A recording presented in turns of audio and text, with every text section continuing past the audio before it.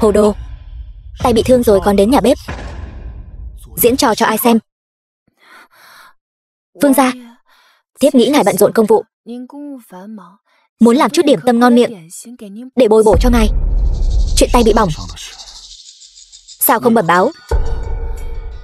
Vương gia, đều là Bạch Chỉ gây chuyện, không liên quan gì đến Vương phi. Thần thiếp sợ ngài trách phạt Vương phi nên mới không nói. Vương gia, nếu ngài muốn banh vực Nhu Nhi, ngài cứ trừng phạt Bạch Chỉ là được rồi, tuyệt đối đừng trách Vương phi. Hiếm thấy người lại hiểu chuyện như vậy. Người đâu? Lôi Bạch Chỉ ra ngoài, đánh 30 trượng. Vâng. Trước tiên dọn dẹp nanh vuốt của hổ, ít nhất cũng có thể dằn mặt. Vương gia, ngài đã đến rồi. Ngài nếm thử điểm tâm thiếp mới làm đi. Nếm thử đi mà vương gia.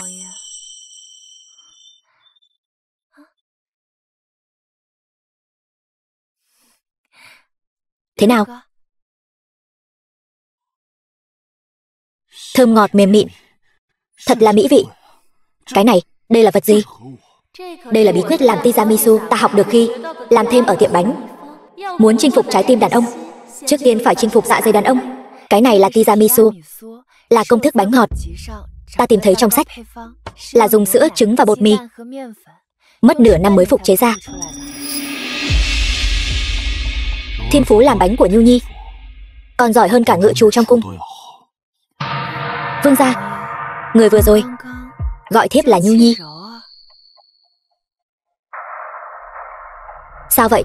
Không thích sao? Thích. Thích lắm.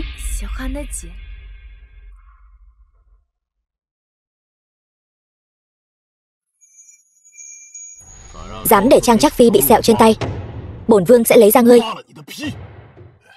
Vâng. Trác Phi nương nương hãy nhịn một chút. Hạ quan cần chọc vỡ mụn mủ do bỏng mới có thể bôi thuốc.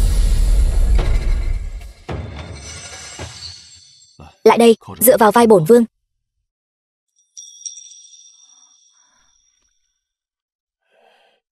Trác Phi nương nương, hạ quan sắp châm kim rồi.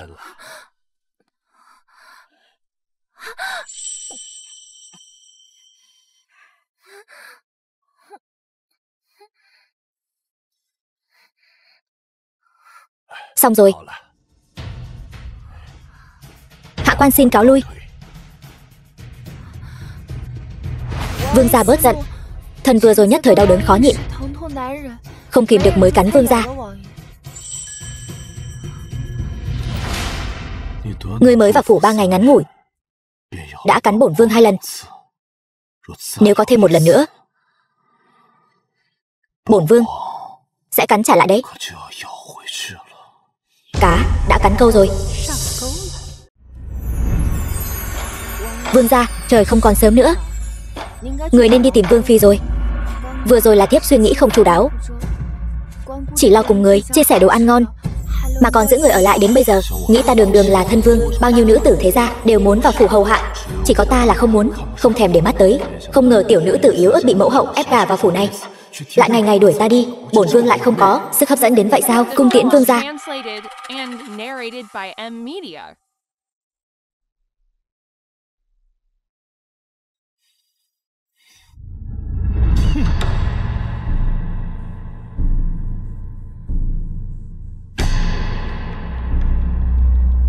Tiểu thư, vương gia rõ ràng không muốn đi, sao người không thuận nước đẩy thuyền giữ ngài ấy lại? Chuyện này nên chậm rãi, không nên vội vàng.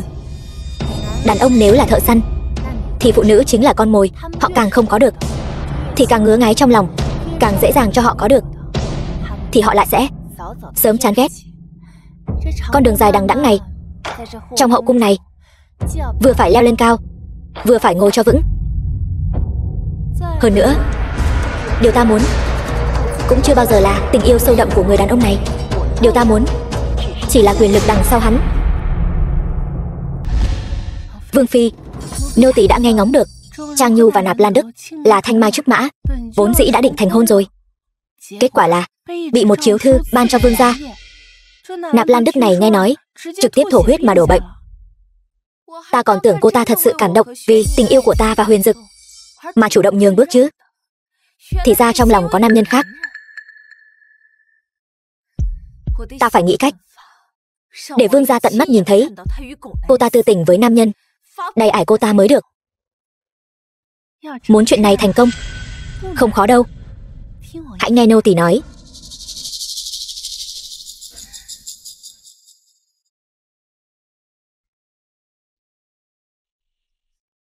Ngươi trung thành mưu tính cho bổn cung, bổn cung tuyệt đối sẽ không đối xử tệ bạc với ngươi. Thính Phong Các. Không ngờ Vương phi lại thật sự có thể ban cho tiểu thư vé xem kịch ở Thính Phong Các. Cô ta phái ta ra khỏi phủ là có thể có thêm thời gian ở riêng với vương gia. Không có gì lạ.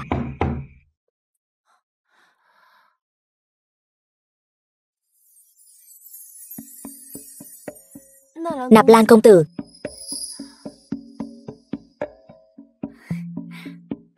Ca ca, thật trùng hợp quá, huynh cũng đến đây nghe kịch sao? Tiểu tư bỗng nói. Nạp Lan Đức, thanh mai trúc mã của Trang Nhu, hôm nay có vở kịch hay, Trúc Gia Pha, nên ta đến góp vui. Không biết nương nương có thể ban cho hạ thần một chỗ ngồi không? Thôi Lạnh Dung ơi là Thôi Lạnh Dung, nếu ta không đoán sai, cô và Huyền Dực cũng sắp đến rồi phải không? Cảm ơn ngươi, làn sóng ghen tuông mà ngươi khơi dậy này lại càng khiến vương gia muốn chinh phục ta hơn.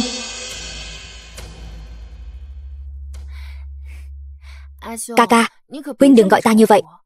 Ta nào phải nương nương gì. Ai mà chẳng biết ta ở vương phủ chỉ là một vật trang trí thôi. Tình cảm của vương phi và vương gia mới tốt đẹp làm sao. Đến đây, ngồi đi. Trước đây bổn vương gọi nàng ra ngoài du xuân, nàng đều không muốn ra ngoài. Hôm nay sao lại có nhã hứng như vậy? Thần thiếp thấy vương gia gần đây công việc phiền muộn, muốn cùng vương gia ra ngoài dạo chơi. Có cho nàng đã có lòng rồi. Vương gia, đó không phải Trang Trắc Phi sao?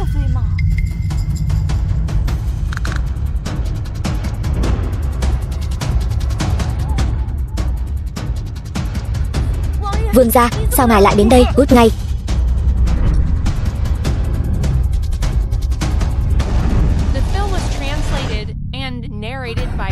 Vương gia. Vương gia ơi. Nàng còn biết bổn vương là ai sao? Vương gia, ngài làm Nhu Nhi đau rồi. Thiếp thất của bổn vương, không phiền Nạp Lan công tử bận tâm.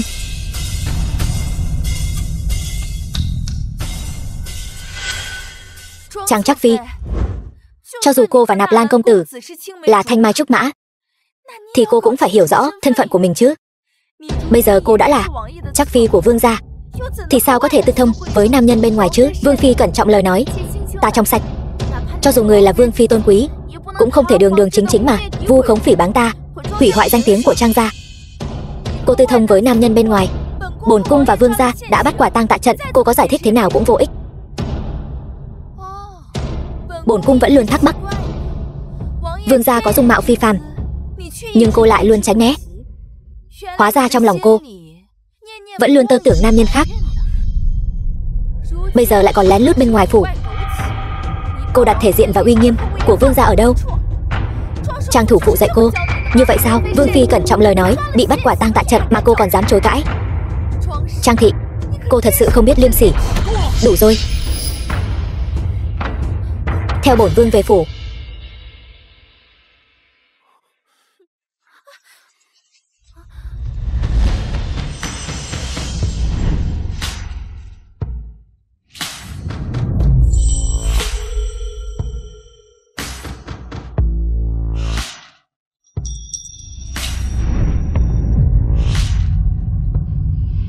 Ta là ai? Nói, ta là ai? Vương gia, chàng đừng như vậy. Trả lời bổn vương, ta là ai của nàng? Vương gia là hoàng tử đương triều, là phu quân trên danh nghĩa của Nhu Nhi. Vậy trong lòng nàng thì sao? Người chồng trong lòng nàng là ai? Ta nói sao nàng lại lần nào cũng đuổi ta đi, không muốn động phòng với ta? Hóa ra trong lòng nàng đã sớm có người khác rồi. Là Nạp Lan Đức phải không? Phải hay không phải? Vương gia, không phải như vậy. Chàng nghe thiếp giải thích. Hôm nay bổn vương tận mắt chứng kiến, nàng còn có gì để giải thích nữa? Vương gia, là vương phi đã hiểu lầm thần thiếp. Thần thiếp và Nạp Lan Đức không có bất kỳ quan hệ nào. Nếu vương gia không tin, thần thiếp nguyện lấy tính mạng để chứng minh tấm lòng.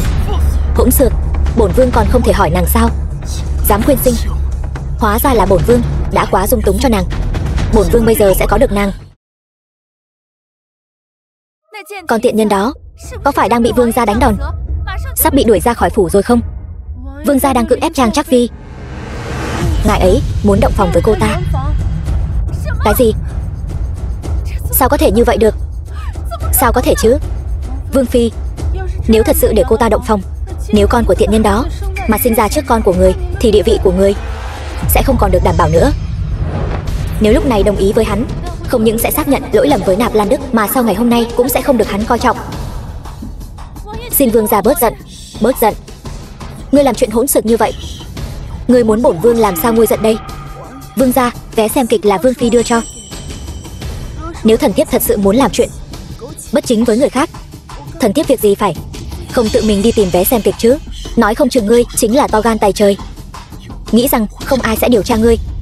Vương gia, thần thiếp nào có cái gan đó chứ? Ngươi đã gả cho bổn vương rồi, bổn vương sẽ không cho phép trong lòng ngươi có người đàn ông khác.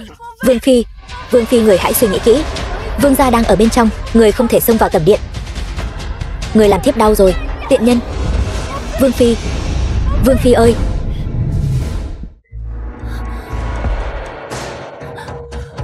Thôi thì hỗn xược, có phải bổn vương đã quá dung túng cho ngươi rồi không? Dám xông vào tẩm điện.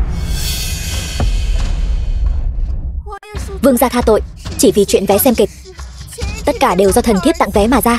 Thần thiếp vừa mới điều tra rõ chân tướng, nên lập tức đến đây bẩm báo vương gia. Bổn vương muốn nghe xem ngươi đã điều tra ra chân tướng gì. Người đâu? Đem tội nô Bạch Chỉ vào đây. Bạch Chỉ, bổn cung tuyệt đối không thể để con của Trang Nhu sinh ra trước bổn cung. Ngươi có nguyện ý giúp bổn cung không? Nô tỳ là nha hoàn hồi môn của vương phi, vì vương phi vạn lần mất mạng không từ nan.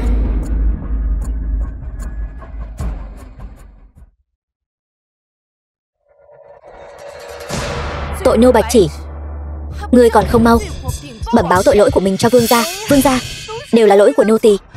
Nô tỳ thấy người gần đây giao hảo với Trang Trác Phi, thay vương phi cảm thấy bất bình, nên đã mạo danh vương phi gửi vé xem kịch cho Trác Phi, lại mạo danh bạn thân của Nạp Lan Đức, mời Nạp Lan Đức đến thính phong các. Đều là lỗi của nô tỳ, vì vậy mới có chuyện bắt gian này. Cầu vương gia tha tội, cầu vương phi tha tội, cầu vương gia tha tội.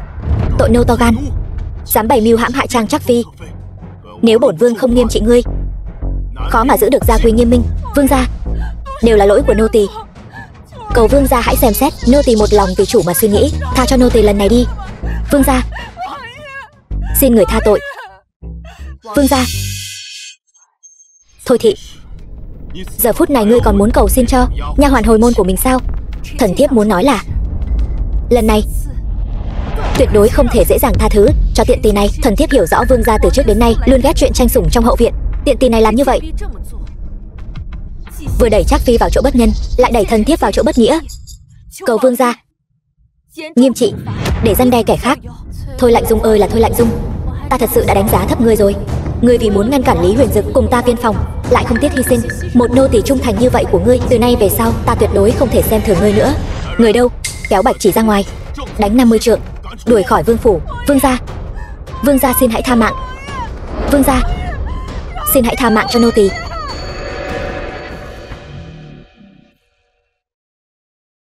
Dung Nhi, nàng có tầm nhìn như vậy, bổn vương rất đỗi vui mừng. Hậu viện yên ổn thì tiền sảnh mới yên ổn. Nàng và Trang Trác Phi hòa thuận sống chung, đó mới là điều bổn vương mong muốn được thấy nhất.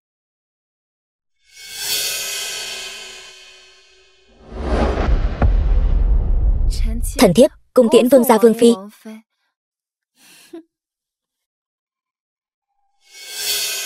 Lạnh Dung, nàng về Trư Dương Điện trước đi. Bổn vương có vài lời muốn nói với Trang Trác Phi. Vâng.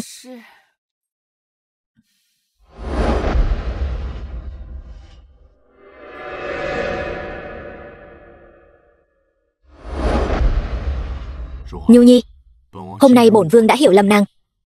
Nàng còn giận bổn vương không? Thần thiếp làm sao dám giận vương gia? Vậy nàng tại sao trước đây cứ luôn đẩy bổn vương ra? Bổn vương thấy nàng cùng nam nhân bên ngoài ở chung một phòng, Bổn vương thật sự đã nghĩ rằng trong lòng nàng đã có người khác, nên mới không có cảm giác gì với bổn vương. Vương gia, ngày đầu tiên thiếp vào phủ, ngài đã nói với thiếp rằng ngài và vương phi tình cảm sâu đậm. Thần thiếp không nên nảy sinh những suy nghĩ không nên có. Thần thiếp làm sao còn có thể có ý nghĩ khác? Vậy nàng từng có tâm tư gì với bổn vương không? Vương gia phong thái xuất chúng, làm sao có thể có thiếu nữ tuổi xuân không động lòng? Thiếp cũng chỉ dám thầm nghĩ trong lòng, sợ làm hỏng tình cảm của vương gia và vương phi. Bổn vương đã nói rồi, bổn vương anh khí bức người, làm sao có nữ tử nào không động lòng. Nhu nhi ngoan ngoãn như vậy, bổn vương rất đỗi vui mừng. Chỉ là bổn vương từng hứa với Lạnh Dung, một đời một kiếp chỉ hai người, nhưng bây giờ vì áp lực trong cung mới buộc phải nạp thiếp. Chỉ là con của thiếp này không thể sinh trước vương phi. Vương gia, thiếp hiểu mà.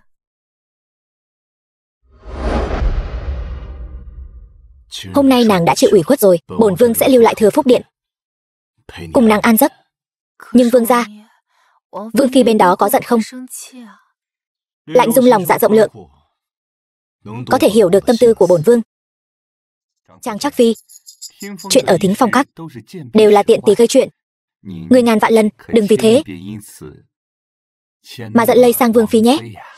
Nguyên chủ trong sách sau khi được sủng ái liền bị Thôi Lạnh Dung ban cho bộ xuân trang do người bệnh đậu mùa may. Sau khi mặc liền mắc bệnh đậu mùa, hủy hoại dung mạo. Thôi Lạnh Dung, người chắc chắn không tính được. Ta là sinh viên y khoa đến từ thế kỷ 21, bệnh đậu mùa có thể làm gì được ta? Công công nói gì vậy?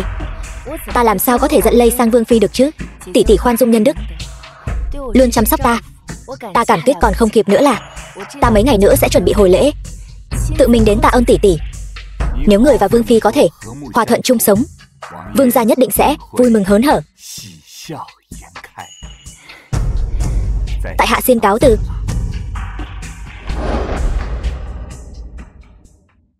Để ta bưng cho Trác phi. Đây là đồ do người bệnh đậu mùa may, ngươi đừng chạm vào. Trác phi, người làm sao biết y phục có vấn đề? Nếu nói ta là người xuyên xét đến, cô ấy cũng không hiểu. Ta tự có tai mắt của mình.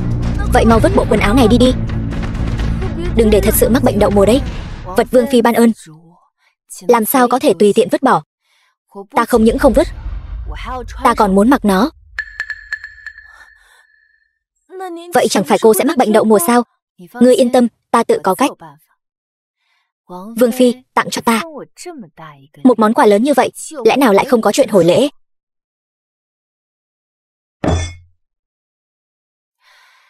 Hương Vân, người giúp ta chuẩn bị hồi lễ cho vương phi.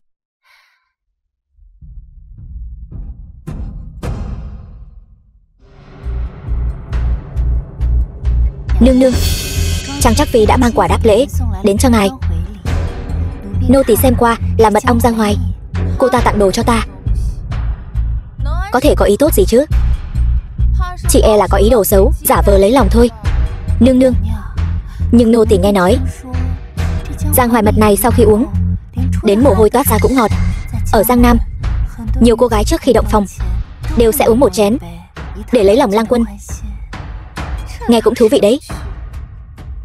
Mau pha một chén cho bản cung nếm thử.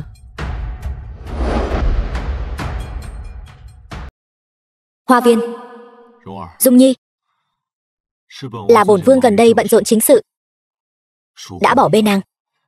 Nàng cũng biết đấy, bổn vương và Lương vương đang tranh giành ngôi vị chữ quân. Bổn vương nhất định phải tạo ra chút thành tích. Vương gia, Dung Nhi hiểu. Hôm nay vương gia đặc biệt mời Dung Nhi đi dạo vườn. Dung Nhi biết rằng tấm lòng của vương gia đối với Dung Nhi vẫn luôn không thay đổi. Bổn vương và Dung Nhi một đời một kiếp chỉ hai người. Vương gia vương phi, bái kiến vương gia vương phi. Sao cô ta lại mặc bộ quần áo này đến đây? Cô đừng qua đây. Tỷ tỷ, có phải Nhu Nhi đã làm gì đắc tội với tỷ tỷ không? Vì sao không cho Nhu Nhi đến gần? Vương gia, lạ thật, sao trên mặt tiện nhân này vẫn chưa nổi ban?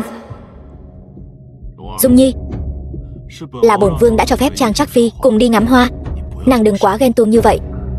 Bộ quần áo đó là do người bệnh đậu mùa may ra. Tuyệt đối không thể để vương gia cũng nhiễm đậu mùa. Mầm vương gia, là mùi hương trên người Trác Phi hôm nay thật sự quá nồng nặc, thần thiếp có chút không chịu nổi, càng sợ làm phiền vương gia. Vậy thì thiếp sẽ đi theo vương gia và vương phi từ xa. Vẫn là Nhu Nhi hiểu chuyện.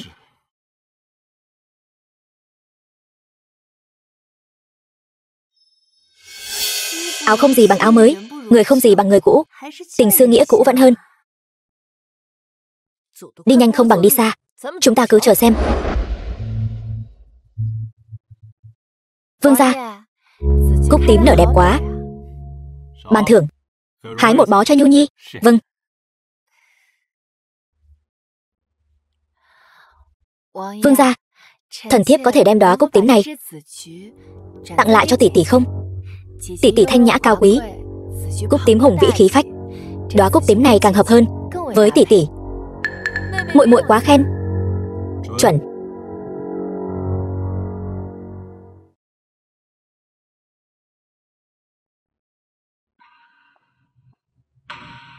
Thơm quá. Vương gia, vậy chi bằng ban thưởng hoa giấy cho muội muội đi. Chuẩn. Nhu Nhi, nàng gần đây càng ngày càng hiểu chuyện. Bổn vương cảm thấy rất an ủi.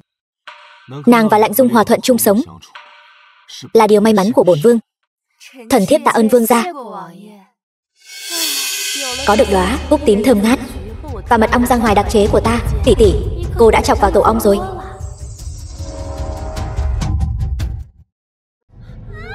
Lữ công công, mau bảo vệ vương gia. Dung Nhi, tránh ra, cẩn thận vương gia, cứu mạng với. Nữ nhân tâm cơ, người tặng ta áo có virus đậu mùa, ta tặng người ong mật khử trùng. Mau gọi người đến, mau cứu vương phi. Dung Nhi, ong mật sợ nước, người đâu, mau lấy nước.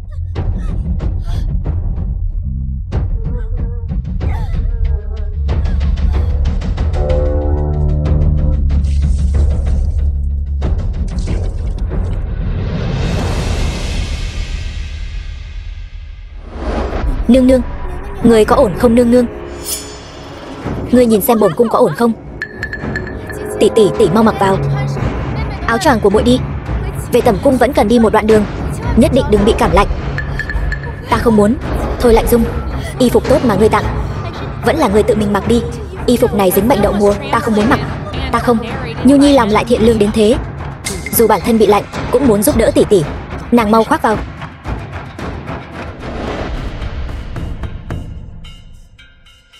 Thôi Lạnh Dung, cho dù ngày mai ngươi toàn thân nổi đậu mùa cũng không thể trách ta được. Ai bảo y phục này vốn dĩ là ngươi tặng ta. Lần này ta sẽ cho ngươi biết rõ thế nào là làm điều bất nghĩa nhiều ắt tự diệt.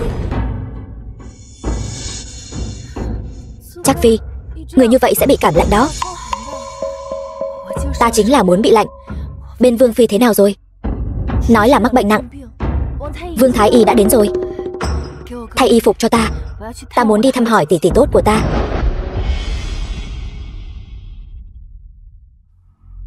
Vương Thái Y, Vương Phi nàng ấy sao rồi? Bẩm vương gia, không biết có phải vì hôm nay vừa bị kinh sợ lại nhiễm lạnh, Vương Phi đột nhiên phát bệnh đậu mùa rồi. Cái gì? Đậu mùa? Lý Huyền Dực, tên giả nhân giả nghĩa, vừa nãy trong vườn ngươi còn nói cùng Thôi Lạnh Dung một đời một kiếp, chỉ 2 người, kết quả cô ta vừa mắc bệnh đậu mùa, ngươi lại chạy nhanh nhất. Vương gia, tỷ tỷ sao rồi? Vương gia, ngươi, là ngươi. Bổn cung bây giờ thành ra thế này đều là do ngươi hại. Vương gia minh xét. Là Trang Nhu. Cái khăn choàng mà Trang Nhu khoác cho thiếp có vấn đề đấy vương gia. Tỷ bị bệnh nên hồ đồ rồi sao? Chiếc áo xuân này là tỷ ban cho ta hôm qua, hôm nay ta vẫn luôn mặc nó, có mắc bệnh đậu mùa gì đâu. Không sai. Bộ quần áo này Nhu Nhi đã mặc cả buổi sáng, nàng ấy vẫn không sao, sao nàng mặc lại có chuyện? Không thể trách qua Nhu Nhi được. Vẫn là văn minh hiện đại tốt hơn. Vaccine mãi là thần. Trác Phi, vậy đậu mùa của người bệnh đã được lấy đến rồi.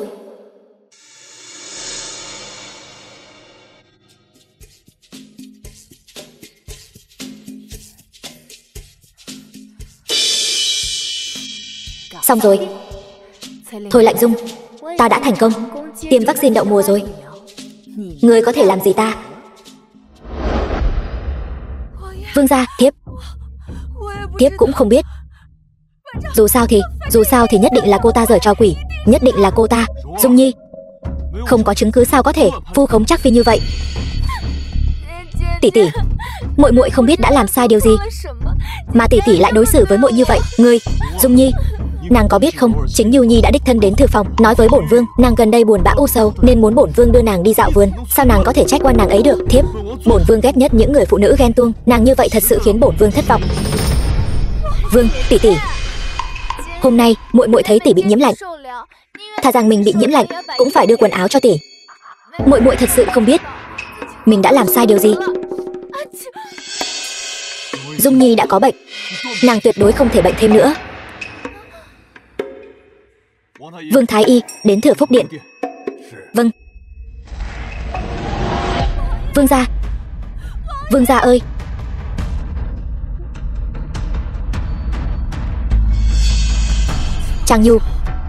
Trang Nhu đồ tiện nhân nhà ngươi, bổn cung phải lấy mạng ngươi.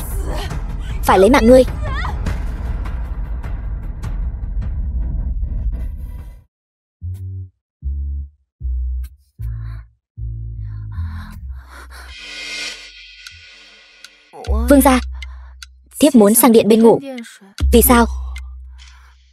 Thiếp tuy vừa uống thuốc thang nhưng vẫn cảm thấy toàn thân lạnh buốt. Thiếp muốn đến tẩm điện phụ để Hương Vân ông ngủ. Chẳng lẽ bổn vương còn không bằng một nha hoàn? Lại đây. Thiếp không dám. Hiện tại thiếp đang mang bệnh trong người. Nếu như cùng vương gia chung chăn gối, truyền bệnh khí sang cho vương gia, thì thiếp đáng muôn lần mất mạng. Nếu nàng bây giờ đi ra ngoài, tin đồn ta và nàng bất hòa nhất định sẽ lan truyền ra ngoài. Chẳng lẽ nàng muốn phụ thân nàng phải lo lắng? Bổn vương có hạo nhiên chính khí, có thể chống lại vạn bệnh. Hơn nữa, bệnh nàng mắc phải không phải đậu mùa, mà là sốt cao. Đối với bổn vương không có ảnh hưởng gì. Lý Huyền Dực ơi là Lý Huyền Dực, đây mới là lời thật lòng của ngươi đúng không? Nếu tối nay ta mắc bệnh đậu mùa, Thôi Lạnh Dung mắc sốt cao, e rằng ngươi đã sớm tránh xa ta rồi. Chỉ là ông ngủ một giấc thôi mà, sẽ không xảy ra chuyện gì đâu. Vương gia, người sủng ái thiếp như vậy, thiếp thật sự rất cảm động.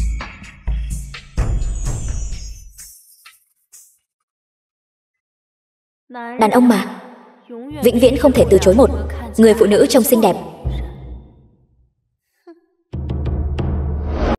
Bẩm Vương phi nương nương, Trang Trác Phi đã lén lút ra khỏi phủ, lại còn đi bằng cửa nhỏ, phái người theo dõi.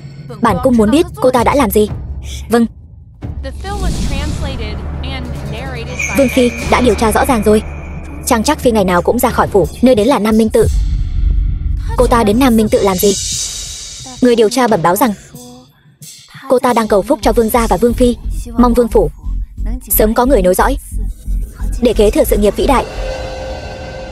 Cô ta cầu phúc cho bản cung. Nực cười. Lần trước bản cung bị đậu mùa khắp người đều là nhờ cô ta ban cho. Làm sao cô ta có thể có lòng tốt như vậy? Nhưng người điều tra không phát hiện ra manh mối nào. Nếu cô ta thật lòng cầu phúc cho bản cung, tại sao ngày nào cũng lén lút ra khỏi phủ? Chắc chắn là vương gia gần đây ngày nào cũng ngủ lại điện của ta. Tiện nhân này không chịu nổi cô đơn nên đi tìm đàn ông rồi. Nam Minh Tự có rất nhiều nam nữ khách thập phương, thật đúng là nơi tốt để tư tình.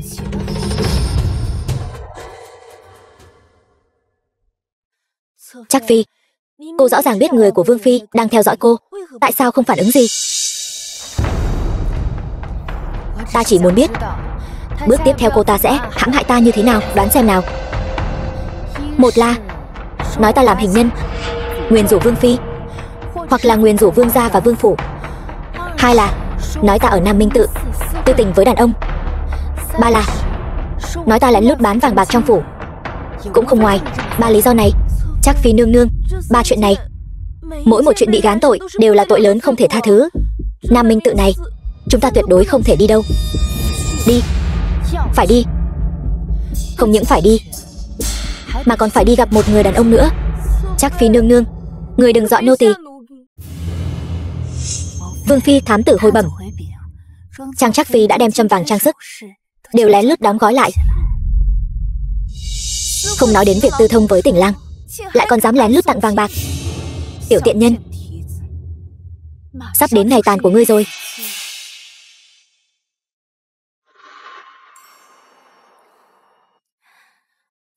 Vương gia, thần thiếp liên tục 3 ngày đến điện của muội muội đều không thấy bóng dáng muội muội. Chàng nói xem cô ấy có thể đi đâu chứ? Cái gì? Hôm nay có hạ nhân thấy muội muội ôm một túi châm vàng trang sức, vội vàng không biết đi đâu. Vương gia cũng không nghe nói nhà trang thủ phụ có chuyện gì, cũng không biết muội muội bán trang sức. Là vì sao? Lại có chuyện này sao?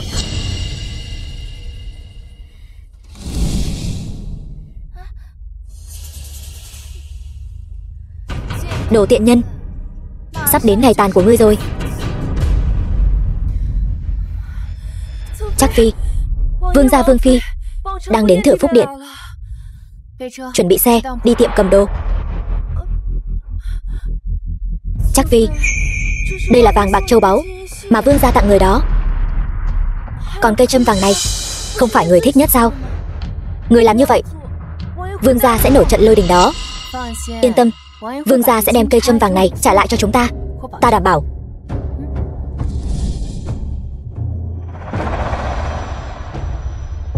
Vương gia, chàng Trác Phi quả thật đã đem vàng bạc châu báu mà người tặng đi cầm rồi, đổi thành tiền bạc. Trang Nhu, người thật to gan. Chàng Trác Phi hiện đang ở đâu? Nghe trưởng quầy tiệm cầm đồ nói, cô ấy đã đi về hướng Nam Minh Tự. Lữ công công, người nói chàng Trác Phi muốn số tiền này để làm gì? Nô tài cũng không biết. Theo dõi cho bổn vương. Vâng.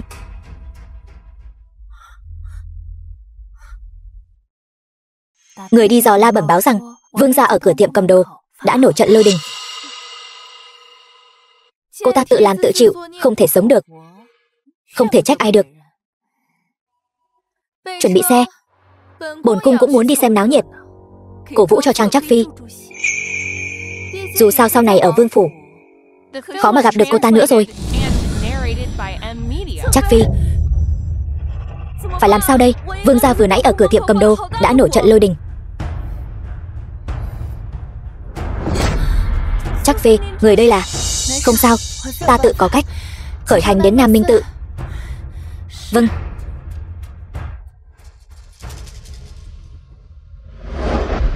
Số này ngươi cứ cầm trước, không đủ ta sẽ nghĩ cách khác. Hay lắm Trang Nhu, bổn vương còn tưởng đã hiểu lầm ngươi, không ngờ lại để bổn vương bắt quả tang. Dám cả gan đưa tiền cho nam nhân khác. Chuyện này tuyệt đối không thể để vương gia phát hiện. Hiện tại ta chỉ có thể tìm được bấy nhiêu đây thôi. Vương gia, nô tài bây giờ sẽ vào bắt chàng Trác Phi. Khoan đã, bổn vương muốn nghe xem rốt cuộc bọn họ sẽ nói gì. Nương nương, số bạc này hiện tại xem ra vẫn đủ. Sau này nếu cần, ta sẽ tìm cô lần nữa. Được, hay lắm Trang Nhu. Dám coi bổn vương là kho bạc sao? Dám tư thông với nam nhân bên ngoài, lại còn tiêu tán tiền bạc của vương phủ ta. Bắt đầu đi, ta không thể ở đây quá lâu. Lát nữa còn phải về vương phủ nữa, không thể để vương gia phát hiện ra.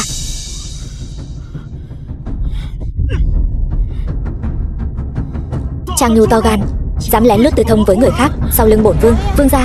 Vương gia, ngài hiểu lầm rồi. Ngài có dung mạo phi phàm, trên đời này có nam nhân nào có thể sánh bằng ngài chứ? Thần thiếp làm sao có thể bỏ ngọc tìm cá được chứ? Bắt người này lại cho ta. Vâng, vương gia. Không được đâu vương gia. Hay lắm Trang Nhu, đến nước này rồi, ngươi còn muốn cầu xin cho hắn ta sao? Ngươi thật sự nghĩ bổn vương không dám bỏ ngươi sao? Vương gia, ngài bỏ thần thiếp là chuyện nhỏ, nhưng đắc tội với Huyền Thanh đại sư mới là chuyện lớn đó. Khoan đã, ngươi nói hắn là ai? Bần đạo Huyền Thanh, Huyền Thanh đại sư thầy bói rồng. Bái kiến vương gia. Giang tả Huyền Thanh, thông kim bác cổ, biết rõ trời đất. Huyền Thanh đại sư, sao ngài lại đòi hỏi vật phàm tục chứ? Vương gia, Huyền Thanh đại sư bảo thần thiếp quyên bạc mua lương thực, cất giữ trước trong chùa. 1 tuần sau Tây Thành sẽ có thiên tai. Đến lúc đó sẽ lấy danh nghĩa của vương gia quyên góp lương thực và bạc, để vương gia thu phục lòng dân đó. Vương gia, nếu ngài không tin bần đạo, ngài có thể đợi 1 tuần, sẽ biết thật giả ra sao. Lữ công công, hãy sắp xếp chỗ ổn thỏa cho Huyền Thanh đại sư. Không có sự cho phép của ta, không ai được phép gặp ông ấy. Vâng. Huyền Thanh đại sư, xin mời.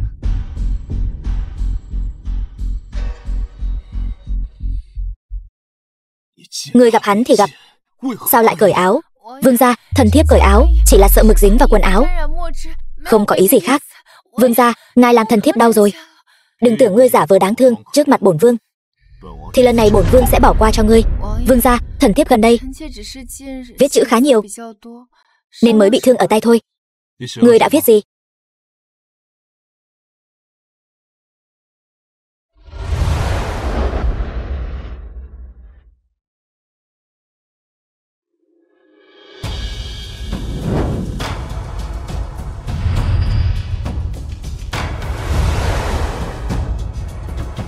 Đây đều là do người viết sao? May mà đã dặn Hương Vân. Sao chép 500 bản sách cầu phúc mà ta đã viết. Khoảng thời gian này, thần thiếp đến chùa chỉ là muốn cầu phúc cho Vương Phi, mong cô ấy sớm có con nối dõi. Ngoài ra, thần thiếp không có mong cầu gì khác. Tình hình bên trong thế nào? Đã dò la được rồi. Trang Trác Phi và nam nhân kia đã bị vương gia dẫn người cùng nhau chặn ở điện phụ. Tiện nhân tự làm tự chịu, không thể sống sót. Cứ chờ xem, sau đêm nay vương phủ sẽ không còn Trang Trác Phi nữa.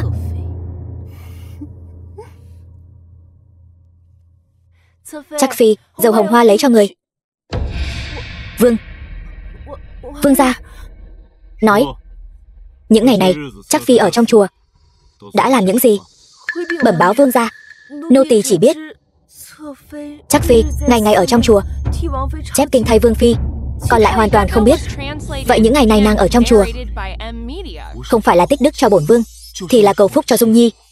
Chẳng lẽ một chút cũng không vì bản thân mình sao? Vương gia, thần thiếp hiểu rõ đạo lý trên dưới vương phủ là một thể. Vương gia và Vương Phi sống tốt, thiếp thân mới có thể bình an vô sự. Rõ ràng là đang làm việc tốt, tại sao lại thần thần bí bí không cho bổn vương biết? Vương gia, sở dĩ thần thiếp có thể gặp được Huyền Thanh đại sư là nhờ phụ thân thần thiếp giúp đỡ.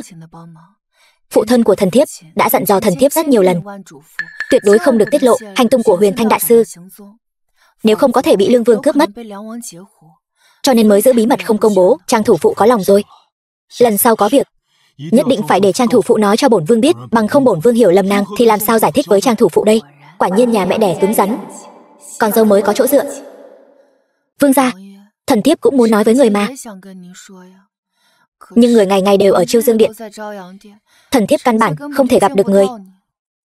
Gần đây bổn vương quả thật đã ít đến Thừa Phúc Điện hơn. Bổn vương hứa với nàng, từ nay về sau bổn vương tuyệt đối sẽ không lạnh nhạt với nàng nữa. Thần thiếp xin cảm ơn vương gia trước. Đúng rồi, tay còn đau không? Đau. Thương Vân, đặt thuốc xuống rồi ra ngoài đi.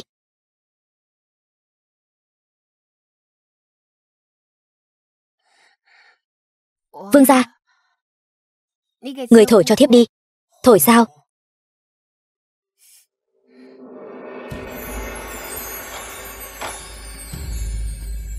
Cổ của đàn ông lại là nơi nhạy cảm nhất. Vương gia, đây chính là thổi đấy.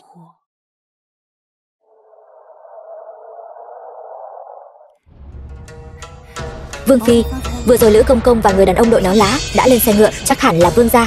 Vậy vương gia đã rời chùa rồi. Vậy còn tiện nhân kia đâu? Không thấy phụ nữ nào lên xe ngựa, chẳng lẽ cô ta không bị bắt? Không được, tuyệt đối không thể để cô ta trốn thoát. Cô ta đang hẹn hò bí mật ở đâu? Mau đưa ta đi.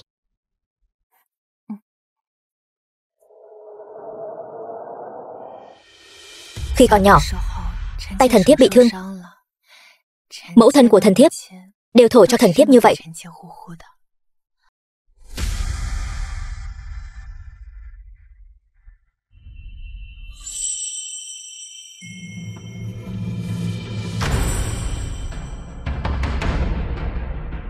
Nàng bây giờ Đang quyến rũ bổn vương sao? Vậy vương gia đã bị thiếp quyến rũ rồi sao? Vương gia, đây là chùa chiền. Không được đâu. Có gì mà không được. Đêm nay bản vương sẽ nghỉ lại Nam Minh tự này. Nàng xem ai dám ngăn cản bản vương. Nhưng thiếp sợ làm phiền sự thanh tịnh của cửa Phật. Không sao đâu. Lý Huyền Dực, biết ngay người không thoát khỏi lòng bàn tay của ta, chẳng phải vẫn là chủ động viên phòng với ta sao?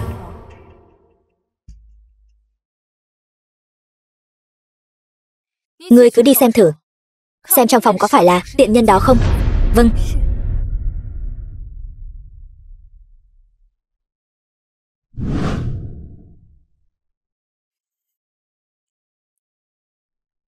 Vương phi, chính là y phục của cô ta. Tốt. Đêm nay bản cung sẽ thay vương gia bắt gian, thay vương phủ lấy lại danh dự, xông vào đánh mất mạng đôi cẩu nam nữ đó cho bản cung. Ai? Vương gia. Trang Trắc Phi, vương gia đã rời chùa từ lâu rồi, đến nước này rồi. Ngươi còn lừa dối bản cung sao? Đánh cho ta. Bản cung không bảo dừng thì không được dừng. Dừng tay lại. Dừng tay. Vương gia. Vương gia ơi, người tỉnh lại đi vương gia. Vương gia. Không thể nào. Sao có thể chứ? Vương gia. Thần thiếp không cố ý. Thần thiếp không biết người bên trong là chàng.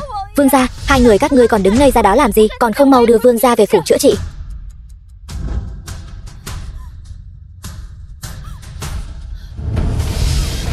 Muội muội, tỷ tỷ thật sự không cố ý. Tỷ tỷ không biết người bên trong lại là vương gia. Tỷ tỷ nói gì vậy? Bên trong không phải vương gia thì còn có thể là ai? Tỷ tỷ vẫn nên nghĩ kỹ xem. Về phủ sẽ giải thích với vương gia thế nào đi. Muội muội.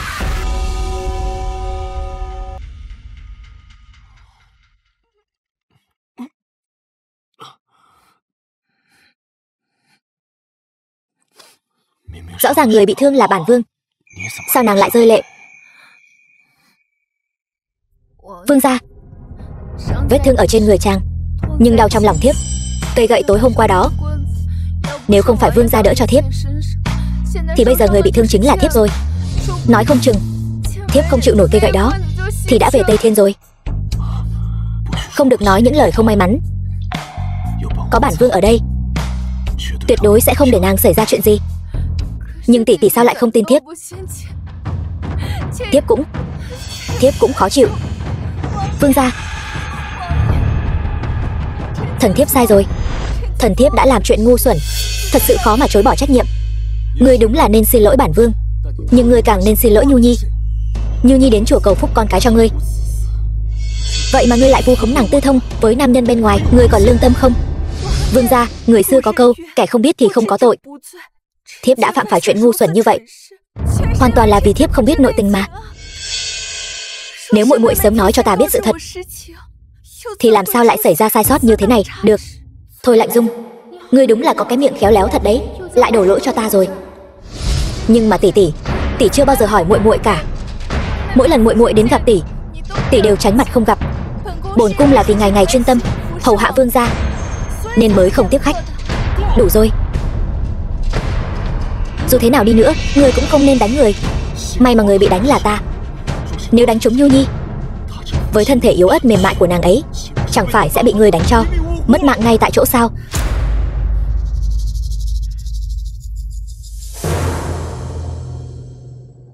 Thiếp biết lỗi rồi. Thiếp tự nguyện đến Phật đường tụng kinh sám hối 1 tháng. Lui xuống đi. Tạ ơn vương gia khai ân. Ngươi đúng là thông minh thật đấy. Thôi Lạnh Dung, tự mình xin tội trước. Nhu Nhi, Lạnh Dung nàng ấy cũng biết lỗi rồi. Chắc hẳn nàng ấy cũng là vô ý thôi. Vương gia, ngài bị tỷ đánh mà cũng không giận. Thiếp làm sao có thể giận tỷ được chứ? Lý Huyền Dực, tên ngốc nhà ngươi, ta thấy ngươi vẫn là bị Thôi Lạnh Dung đánh nhẹ quá. Nếu tối qua ngươi bị cô ta đánh mất mạng, ta xem ngươi còn tha thứ cho cô ta không. Phật đường.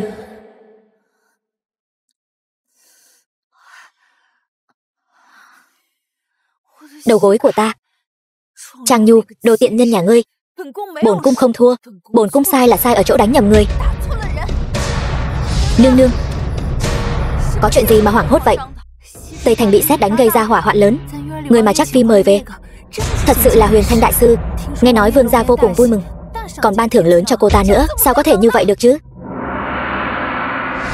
Nô tài bái kiến Trác Phi nương nương. Lữ công công, ngài đây là... Đây đều là những thứ vương gia ban thưởng cho ngài. Có cây châm vàng mà ngài yêu thích, 100 lượng vàng bạc, bình lưu ly ngọc tím của triều đại trước, và cả linh chi 100 năm nữa. Số lương thực ngài cất giữ ở tự viện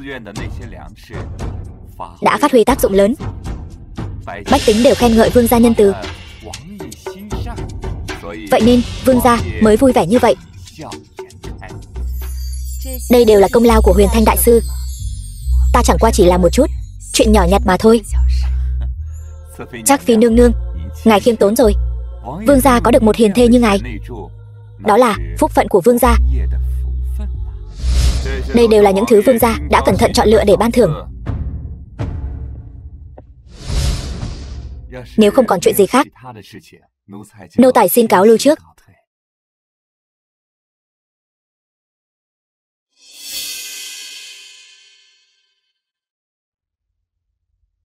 Lữ công công đã làm phiền ngài rồi. Nô tài xin đa tạ Trác Phi nương nương.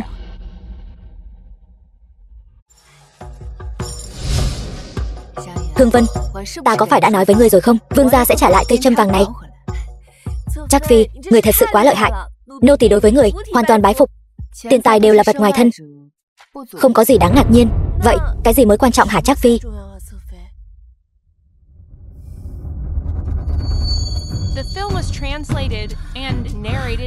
Trác Phi nói đúng.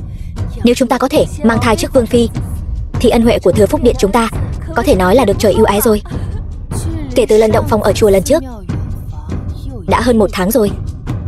Đã đến lúc tìm đại phu xem mạch rồi. Nô tỳ sẽ đi mời thái y ngay.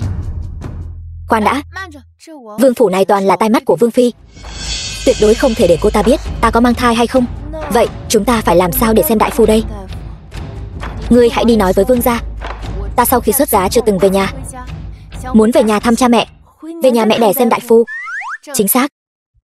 Tay của vương phi dù có dài đến mấy cũng không thể vươn tới trang gia của ta. Trác Phi, nô tỳ sẽ đi chuẩn bị ngay. Trang gia. Nhu Nhi, vương gia đối xử với con thế nào? Mẫu thân, vương gia đối xử với con gái rất tốt. Vậy mẫu thân yên tâm rồi. Con là đích nữ của Trang gia, nhưng lại bị phụ thân con sắp xếp làm thiếp thất của Tam hoàng tử. Trong lòng mẫu thân vẫn luôn không cam lòng. Trong sách, Trang mẫu vẫn luôn rất yêu thương nguyên chủ. Tuy nhiên cũng vì bà ấy quá bảo vệ nguyên chủ, khiến nguyên chủ như đóa hoa trong nhà kính, quá yếu ớt. Sau khi đến vương phủ, không giỏi tranh đấu giữa các nữ nhân, chẳng mấy chốc đã hương tan ngọc nát. Mẫu thân, cha mẹ yêu con, ắt phải lo liệu lâu dài cho con. Phụ thân chọn vương gia, nhất định là nhìn trúng năng lực của vương gia. Mẫu thân, người không cần lo lắng cho con. Phụ thân con quả thật đã nói, Tam hoàng tử có tướng mạo đế vương, tương lai rất có thể sẽ là tân hoàng đế. Nhu Nhi, con là Trác Phi, vốn dĩ đã chịu thiệt thòi, muốn thắng được vương phi, nhất định phải cố gắng ở cái bụng. Con gả qua đó đã hơn 3 tháng rồi, bụng có động tĩnh gì chưa? Mẫu thân, lần này nữ nhi trở về chính là muốn mời đại phu Trần xem mạch cho Nhu Nhi.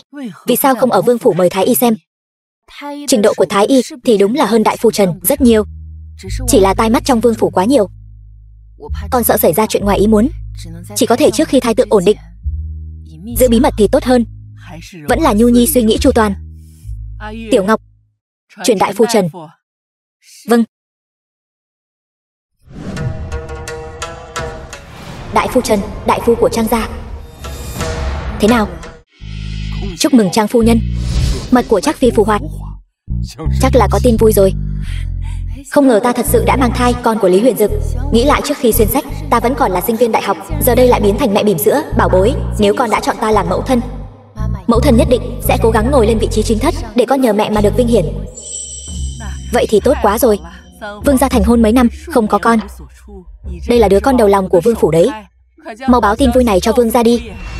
Khoan đã, Trần đại phu, chuyện ta có hỉ, không được tiết lộ nửa lời, phải giữ kín trong bụng, hiểu không? Dạ. Mẫu thân, chuyện con mang thai, người cũng đừng nói cho bất kỳ ai, kể cả phụ thân, đợi đến khi bụng lớn hơn, thật sự không thể giấu được nữa, rồi hãy công bố ra ngoài. Ta nghĩ nên báo cho vương gia biết. Vương gia sẽ có thể chăm sóc con đặc biệt hơn, cũng là vì nghĩ cho đứa bé trong bụng con. Vương gia ngày ngày bận rộn công vụ, làm gì có thời gian chăm sóc mọi việc trong phủ. Không thể trông cậy vào chàng ấy được, con chỉ có thể trông cậy vào chính mình. Tất cả những người có mặt ở đây hôm nay không được tiết lộ nửa lời tin tức ta có hỉ, nếu không cẩn thận cái đầu của các ngươi đấy. Dạ. Quỳ 1 tháng, bổn cung quỳ đến nỗi chân sắp phế rồi. Nương nương, cuối cùng người cũng đã trở về. Người không biết đâu, trong những ngày người không có mặt ở đây, cặp chủ tớ ở Thừa Phúc Điện kia đã kêu căng hống hách đến mức nào. Dựa vào sự ban thưởng của vương gia, hoành hành trong phủ, mắt của Hương Vân đã sắp lồi lên tận đỉnh đầu rồi. Ta đã trở về rồi, sẽ không để cho bọn họ sống yên ổn đâu. Đi đến Thừa Phúc Điện. Dạ. Chàng Trắc Phi đâu rồi? Trắc Phi đã về nhà mẹ đẻ thăm thân rồi. Vậy bổn cung sẽ ngồi ở đây đợi cô ta.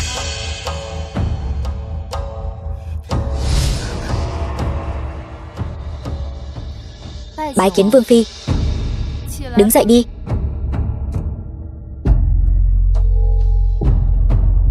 Tỷ tỷ hôm nay đến có việc gì? Trong những ngày bổn cung không có mặt ở đây, muội đã vất vả chăm sóc vương gia rồi. Bổn cung mang đồ ăn đến cho muội. Đa tạ tỷ tỷ đã quan tâm. Hôm nay muội sao lại đột nhiên nhớ ra về nhà mẹ đẻ vậy? Muội gả vào vương phủ đã hơn 3 tháng rồi, chưa từng về nhà thăm mẫu thân. Muội đã về nhà chồng 3 tháng rồi. Không biết bụng muội đã có tin tức gì chưa? Muội thể chất yếu ớt, bụng vẫn chưa có động tĩnh gì. Muội và ta đều là người trong phủ của vương gia, việc sinh con nối dõi cho vương gia mới là chuyện quan trọng. Muội vẫn nên chăm sóc cơ thể nhiều hơn. Ta đã cho gọi thái y rồi, lát nữa sẽ để ông ấy xem bệnh cho muội. Không cần đâu tỷ tỷ, mới xem gần đây rồi. Thái y nói thể chất của muội yếu, vẫn cần một thời gian để điều dưỡng. Vậy thì vừa hay để thái y xem một chút, xem thử thân thể so với trước đây đã có chuyển biến tốt chưa. Vẫn như cũ, thân thể của muội tự mình biết, vẫn như cũ thì không được. Thái y này không được thì đổi thái y khác. Trong cung có nhiều thái y như vậy mà còn không thể điều dưỡng tốt thân thể của muội sao? Xem thân thể của ta là giả, e là xem ta có thai hay không mới là thật. Vương thái y đến. Tham kiến vương phi nương nương. Trắc phi nương nương. Vương thái y, hôm nay gọi người đến, việc này liên quan đến sự nối dõi của hoàng gia. Ngươi phải xem thật kỹ cho bản cung.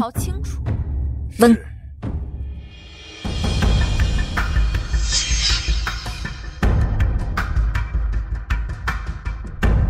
Thế nào? Có thai không? Trắc phi nương nương thân thể yếu ớt, khí huyết không đủ, cần phải điều dưỡng tốt 3 tháng mới có khả năng mang long thai. Người nói bụng cô ấy không có động tĩnh. Muội tháng này có phải ngày ngày bầu bạn với vương gia không? Người phải xem thật kỹ cho bản cung. Vương phi, việc này liên quan đến long tự, hạ quan không dám nói dối. Nửa tiếng trước, Trắc phi không ổn rồi. Vương phi đã đợi ở điện của chúng ta rồi, không biết lại đang ủ mưu gì xấu xa. Điều cô ta sợ nhất không gì khác ngoài việc con của ta sinh ra trước cô ta. Tháng này cô ta bị buộc đến từ đường sám hối, còn ta ngày ngày ở bên cạnh vương gia. Người nói xem cô ta ra ngoài sẽ thế nào, kiểm tra người có thai hay không. Thế này thì làm sao đây? Người có thai thì làm sao giấu được chứ? Chuyện có thai không thể để thái y biết, vậy thì chỉ có thể không để hắn nói ra. Người lén lút từ phủ mang ít bạc ra ngoài, bịt miệng vương thái y, bảo hắn im miệng. Hắn sẽ đồng ý sao? Còn 3 tháng nữa vương thái y sẽ cáo lão về quê. Đến lúc đó Thôi Lạnh Dung muốn tìm hắn cũng khó. Cầm một khoản tiền lớn cáo lão về quê, hắn có thể không làm sao? Nô tỳ đi làm ngay đây. Vậy vương thái y phải điều dưỡng thật tốt cho Trắc phi của chúng ta đấy. Vâng. Hương Vân, đỡ ta đến giường nghỉ ngơi một lát. Vâng. Nương nương bây giờ càng ngày càng buồn ngủ rồi.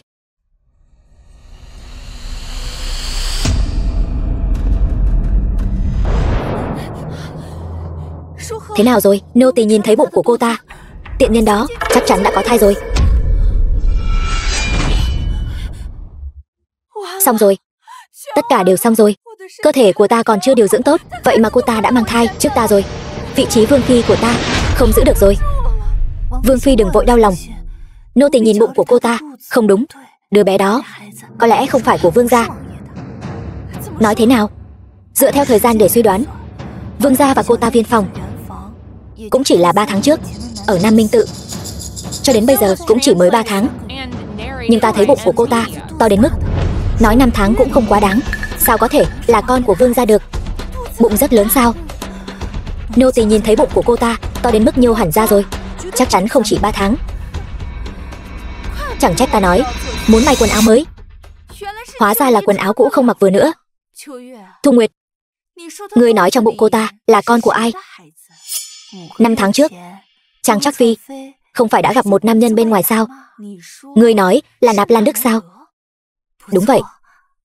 Lúc đó, vương gia và vương phi ở dạp hát không thể chịu nổi mà chặn tiện nhân đó và Nạp Lan Đức lại. Có lẽ lúc đó hai người họ đã lén lút tư thông rồi. Cho nên lúc này cô ta mới có thai 5 tháng. Trang Nhu, tự làm tự chịu. Lần này ta nhất định phải khiến ngươi bị dìm lồng heo, hủy hoại cả đời của ngươi. Trắc Phi, nô tỳ thấy bụng của cô không giống như 3 tháng, giống 5 tháng hơn đấy. Thật sao? Nô tỳ lúc đó đã từng hầu hạ các di nương có thai, nhớ rõ kích thước bụng của họ. Phải để Trần đại phu xem lại lần nữa. Nhưng mà tháng này chúng ta đã về nhà họ Trang rồi. Nếu về thường xuyên, e rằng bên vương phi sẽ nghi ngờ. Đưa hoàng lịch cho ta.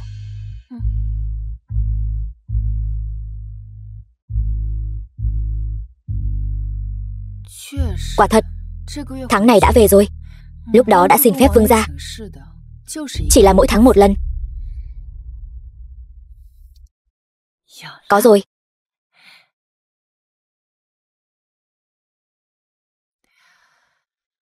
Hương Vân chuẩn bị lễ mừng. Ta muốn đi chúc mừng sinh thần mẫu thân. Nhưng mà, lão phu nhân trước đây chưa từng tổ chức sinh thần.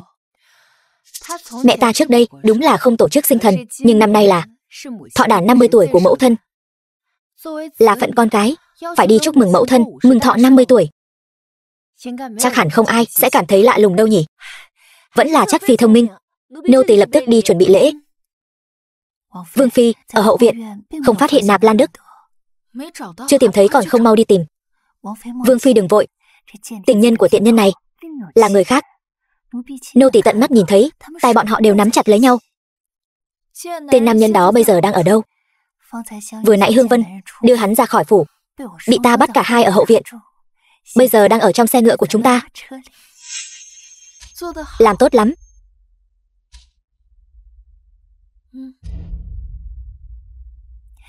Tạ ơn vương phi ban thưởng. Ta phải nghĩ cách để đôi cẩu nam nữ này cùng ở chung một phòng. Muội muội hôm nay được gặp Lạnh mẫu, quả nhiên phong thái tuyệt trần. Người đời đều nói thời gian không làm phai nhạt vẻ đẹp. Bản cung hôm nay đã được chứng kiến. Gặp được Lạnh mẫu, cũng biết được muội muội vì sao lại quốc sắc thiên hương như vậy. Thì ra mẹ nào con nấy mà. Tạ ơn vương phi quá khen. Nhưng mà dung mạo của muội muội không bằng 1/10 của tỷ tỷ. Bây giờ khen ta muộn rồi, sắp đến ngày tàn của ngươi rồi. Vương gia, thần thiếp cũng đã chuẩn bị quà mừng thọ cho Trang phu nhân. Chỉ là lễ vật này khá đặc biệt, thần thiếp muốn cùng muội muội đi lấy, không biết có được không? Lễ vật gì mà đặc biệt như vậy? Lễ vật khiến người ta trợn mắt há mồm. Được, bản vương và nhạc mẫu đại nhân sẽ chờ đợi bất ngờ mà nàng chuẩn bị. Muội muội, tỷ tỷ, muội muội nói chuyện với mẫu thân vài câu trước đã. Mẫu thân, nhìn xem, tỷ tỷ còn đặc biệt chuẩn bị lễ vật cho người. Vương phi có thể đến chúc thọ ta đã là vinh hạnh của ta rồi, không cần lễ mừng. Trang phu nhân, ta và Nhu Nhi cùng hầu hạ một phu quân, tình như tỉ muội, Mẫu thân của muội ấy, ta cũng xem như mẫu thân mà phụng dưỡng. Vẫn xin Trang phu nhân đừng từ chối nữa. Nhạc mẫu đại nhân, con đã đưa Lạnh Dung đến phủ chúc thọ, sao có thể tay không đến chúc mừng? Người đừng khiêm nhường nữa.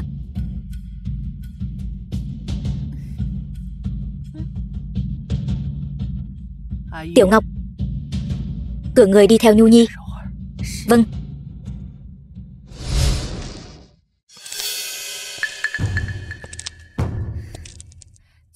Thu Nguyệt.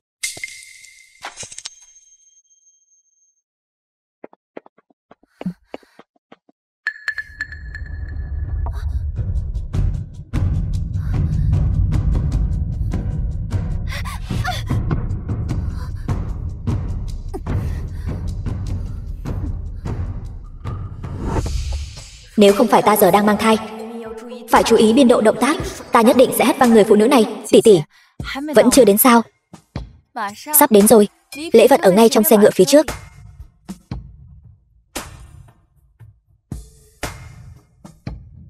Muội muội đã đến rồi, lễ vật ở trên xe ngựa.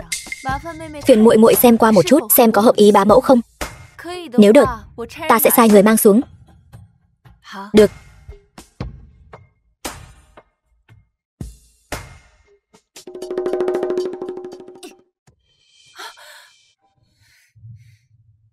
Tỷ tỷ, tỷ tỷ, mở cửa. Tỷ tỷ.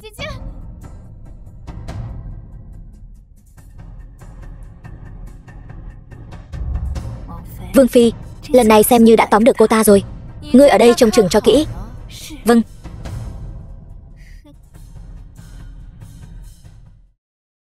Tỷ tỷ, tỷ tỷ mở cửa. Tỷ tỷ.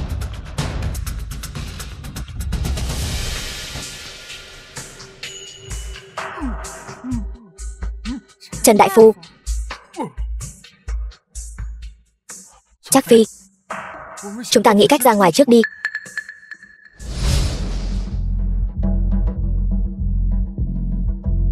Nhu Nhi đâu rồi? Lễ vật đâu rồi? Vừa nãy thiếp và muội muội đi lấy lễ vật, đang đi thì muội ấy biến mất rồi. Vương phi, đây là nơi Nhu Nhi quen thuộc nhất, con bé sẽ không bị lạc đâu. Đúng vậy, muội muội đối với Trang gia quen thuộc hơn ta nhiều, cho nên ta vội vàng sai Thu Nguyệt đi tìm. Cuối cùng cũng tìm thấy rồi. Đã tìm thấy rồi, tại sao không cùng nàng đến đây? Thần thiếp không dám nói. Có gì mà không dám. Khi Thu Nguyệt tìm thấy Trác phi, phát hiện Trác phi đang cùng một nam tử không mặc áo chỉnh tề ở trong xe ngựa phía trước. Nàng nói gì? Đừng có ăn nói bừa bãi. Nhu Nhi là người hiểu lễ nghĩa nhất, tuyệt đối sẽ không làm ra chuyện ô nhục gia phong như vậy. Ban đầu ta cũng không tin. Đây là dây lưng của nam tử kia, do Thu Nguyệt phát hiện. Nam tử kia đã cởi y phục, vô lễ ở Trang gia của ta, làm ô nhục danh tiếng của con gái ta, coi lão thân là không tồn tại sao? Trang phu nhân, nếu không phải ta tận mắt nhìn thấy, ta lại làm sao có thể trước mặt vương gia nói những chuyện như vậy? Thu Nguyệt vẫn còn đứng canh bên xe ngựa, là thật hay giả? Đi một chuyến sẽ biết. Đưa bổn vương đi. Tiện nhân, đừng trách ta vô tình. Muốn trách thì trách ngươi không biết giữ mình.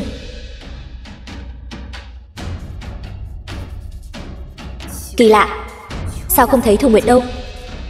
Vương phi, người nói con gái ta ở đâu? Trang Nhu và nam tử kia đang ở trong xe ngựa này. Mở xe ngựa này ra cho bổn vương. Vâng.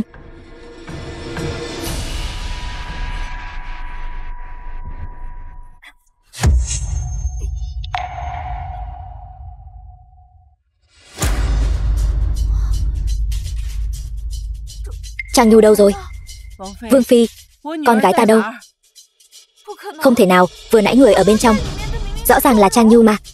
Sao có thể chứ? Tỷ tỷ, tỷ tỷ ơi, ta vừa mới đi vệ sinh thôi, sao tỷ lại chạy đến đây?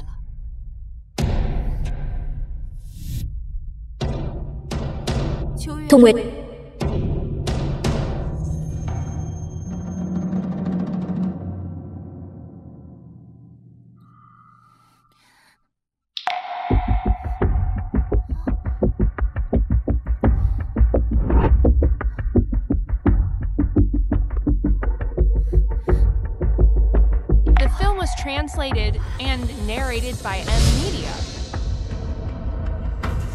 Đi bắt nha hoàn đó lại, rồi cứu tiểu thư ra. Vâng.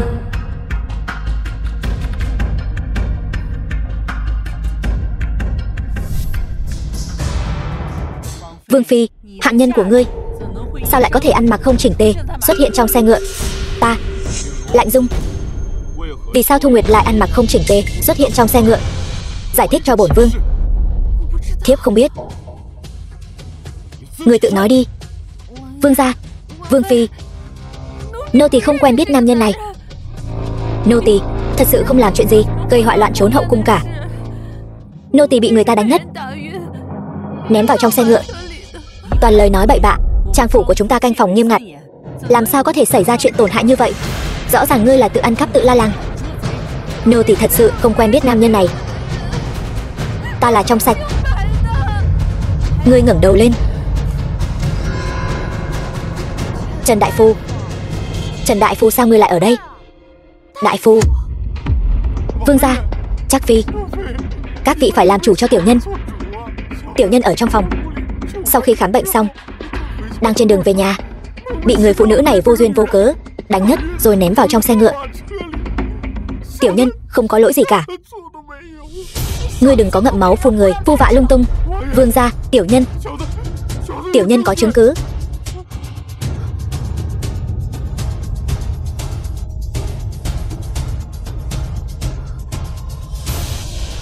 Lạnh Dung, ngọc bội này là bổn vương ban cho ngươi. Ngươi giải thích thế nào?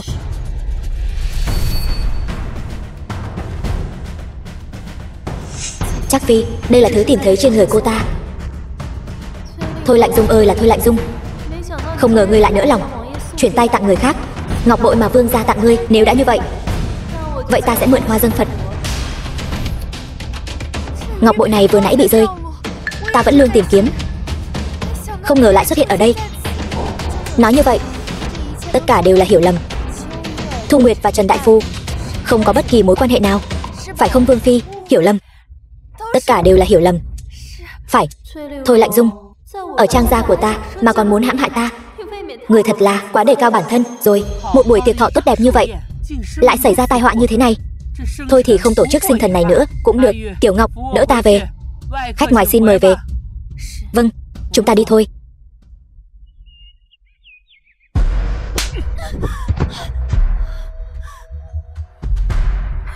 Mặt mũi của Tấn Vương phủ đều bị ngươi làm mất hết rồi. Đừng tưởng bổn vương không biết. Ngươi rõ ràng là muốn vu khống Nhu Nhi tư tình cùng nam nhân ở bên ngoài, không ngờ kế sách lại thất bại. Vương gia, tất cả đều là hiểu lầm mà vương gia. Thu Nguyệt tận mắt nhìn thấy Trang Trác phi và nam nhân bên ngoài ở riêng, cởi y phục chạm tay, cho nên thần thiếp mới hiểu lầm Trác phi. Tất cả đều là hiểu lầm mà vương gia. Ai ngờ người đó lại là đại phu. Nhu Nhi đã nói với bổn vương rồi. Trần đại phu từ nhỏ đã xem bệnh cho cô ấy, biết rõ tình trạng sức khỏe của cô ấy. Ngày hôm đó trùng hợp Trần đại phu vừa hay ở trong phủ, thế là liền để ông ấy xem qua, lại bị các ngươi vu khống tư thông với nam nhân bên ngoài. Vương gia, thái y của vương phủ chúng ta chẳng lẽ không bằng Lang Băm thôn dã sao? Cô ta tại sao không xem bệnh ở trong phủ, lại cứ nhất định phải về nhà xem chứ? Ta thấy cô ta rõ ràng là có tật giật mình. Vương gia, chàng còn chưa biết đúng không? Trang Trác phi có hỉ rồi. Cái gì? Nhu Nhi có hỉ rồi. Nếu thần thiếp không nhớ lầm, chàng và Trang Trác phi là đã viên phòng 3 tháng trước. Vậy Trang Trác phi nhiều nhất cũng chỉ có 3 tháng thai nghén, nhưng hôm nay thần thiếp nhìn bụng cô ta lại giống như đã 5 tháng rồi. 5 tháng. Thần thiếp nhớ rằng 5 tháng trước Trang Trác phi và Nạp Lan công tử ở Thính Phong Các đã từng gặp mặt một lần. Lữ công công gọi Vương thái y đến. Đi Thừa Phúc điện. Vâng.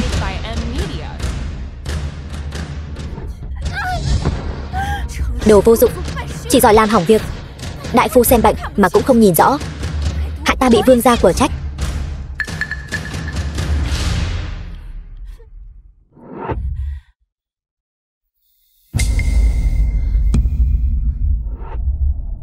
Thần thiếp bái kiến vương gia.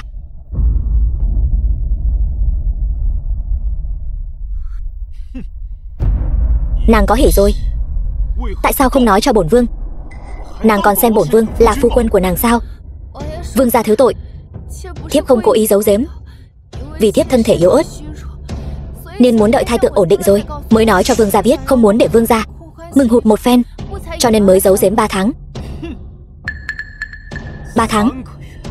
Bổn vương thấy bụng nàng không giống 3 tháng chút nào. 5 tháng trước, nàng và Nạp Lan công tử ở Thính Phong Các đã gặp mặt một lần. Nói nghiệt chủng trong bụng nàng có phải của hắn không? Vương gia, người nhẹ tay chút. Bụng thiếp sở dĩ lớn là vì thiếp mang song thai. Nàng nói cái gì? Sáng nay Trần đại phu mới chẩn đoán qua, nói là mang song thai. Lời này là thật sao? Tống Thái Y đến. Tham kiến vương gia. Vương Thái Y trước đây đâu rồi? Bẩm vương gia, Vương Thái Y đã cáo lão về quê rồi. Hiện tại người đang tại chức là Tống Thái Y. Đi bắt mạch cho Trác Phi đi. Vâng.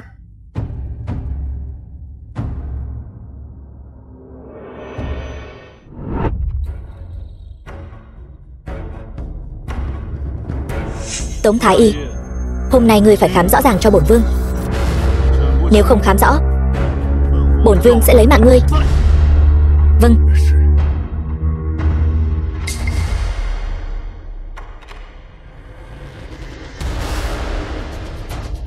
Cung hỉ vương gia, chúc mừng vương gia, Trang Trác Phi đã mang một cặp long phượng thai. Ngươi đã xem xét kỹ càng chưa? Mạch tượng bình ổn, lão hủ tuyệt đối sẽ không nhìn nhầm. Cho nên bụng của Nhu Nhi lớn đều là do song thai mà ra. Đúng vậy vương gia, vì là song thai cho nên bụng 3 tháng, trông giống 5 tháng. Tốt, tốt quá rồi. Thưởng. Tạ ơn vương gia. Tống Thái Y, đi theo ta lĩnh thưởng đi.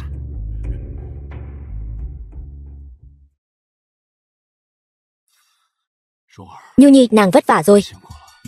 Đều là lỗi của bổn vương, vừa rồi đã nghe lời gièm pha, hiểu lầm nàng rồi.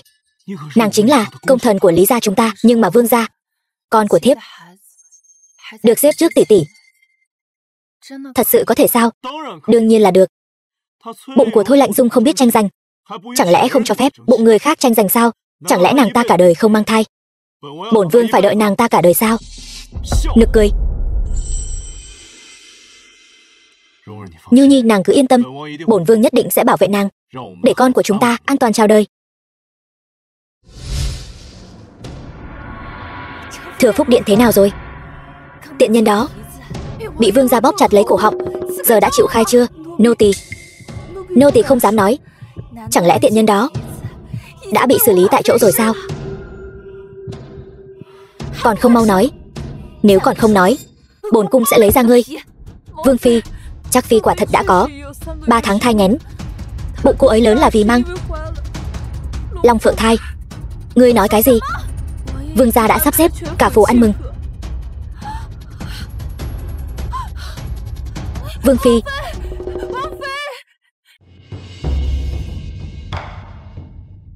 Tham kiến hoàng hậu nương nương. Mau đứng dậy đi. Cẩm Vinh, mau ban ghế cho Trang Trác Phi. Vâng.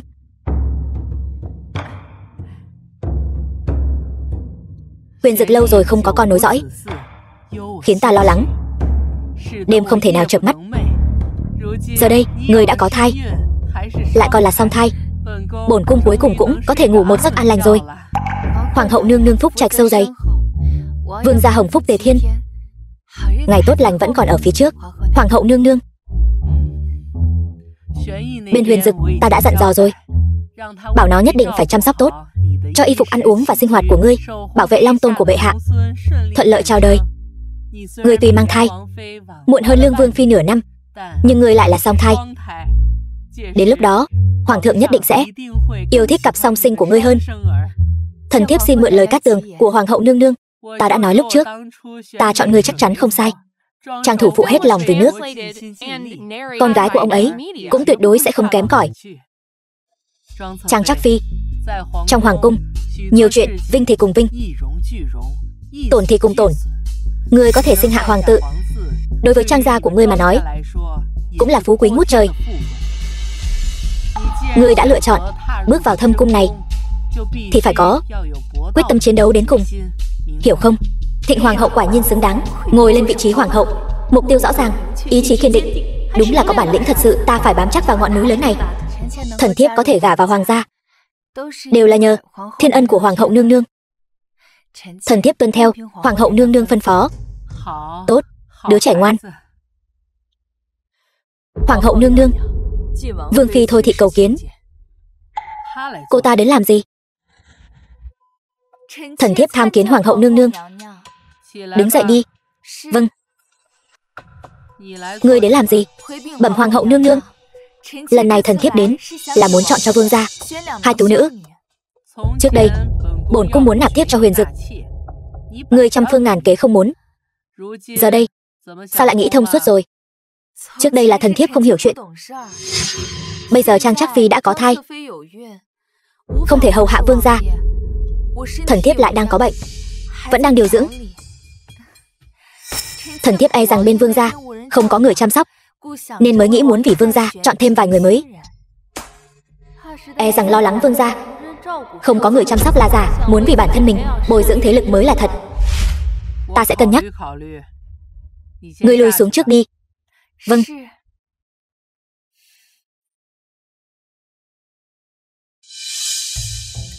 Vừa nãy Thôi Thị nói muốn nạp thêm người mới cho vương gia, ngươi nghĩ sao?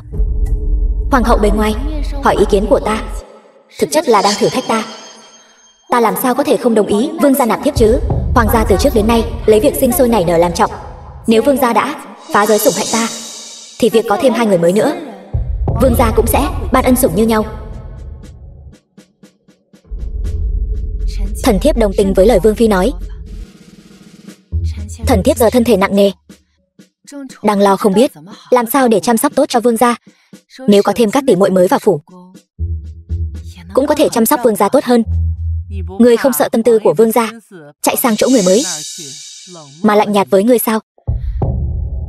Nếu vương gia lạnh nhạt với thần thiếp, vậy thì nhất định là thần thiếp đã nói gì hay làm gì khiến vương gia phiền lòng.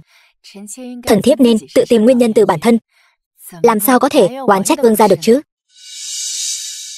Được, bổn cung quả nhiên không nhìn lầm ngươi. Ngươi hãy an tâm dưỡng thai, những việc vặt vãnh khác cứ giao cho Thôi Thị lo liệu. Vâng.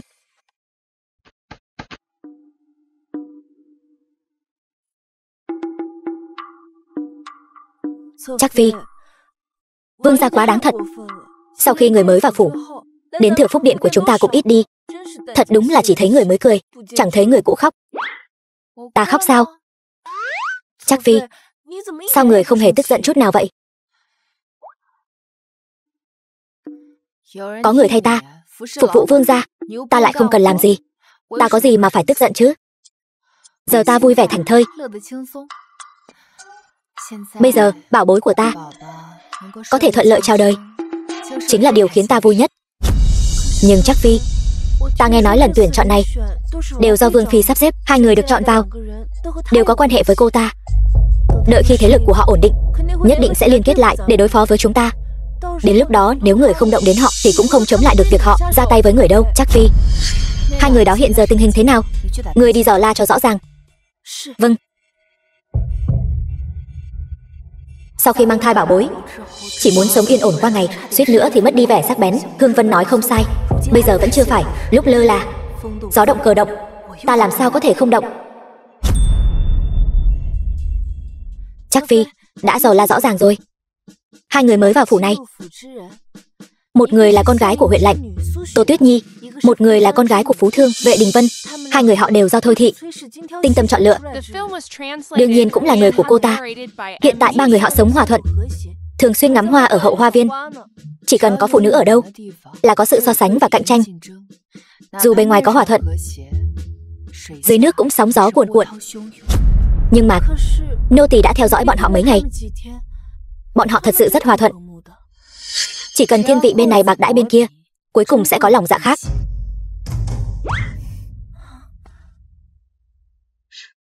Vân Cung, Vệ Thứ Phi, phần lễ tháng này đã được đưa đến rồi. Phần lễ tháng này sao lại nhiều thế này? Tiểu tư mang đến nói rằng đó là ân huệ của Vương Phi, đặc biệt chiếu cố người. Vệ Đình Vân, con gái của phú thương, đồ ở chỗ chúng ta, từ kiểu dáng đến số lượng đều tốt hơn nhiều so với Tuyết Cung. Bộ y phục này được làm từ lụa Tô Châu đấy, giá trị ngàn vàng. Bên kia đã dặn dò, nói là bảo vệ thứ phi khi mặc hãy tránh mặt vị ở Tuyết Cung kia một chút, dù sao thì vị ở Tuyết Cung kia cũng không có. Tiểu tư đã được thưởng chưa? Bẩm vệ thứ phi, đã thưởng rồi.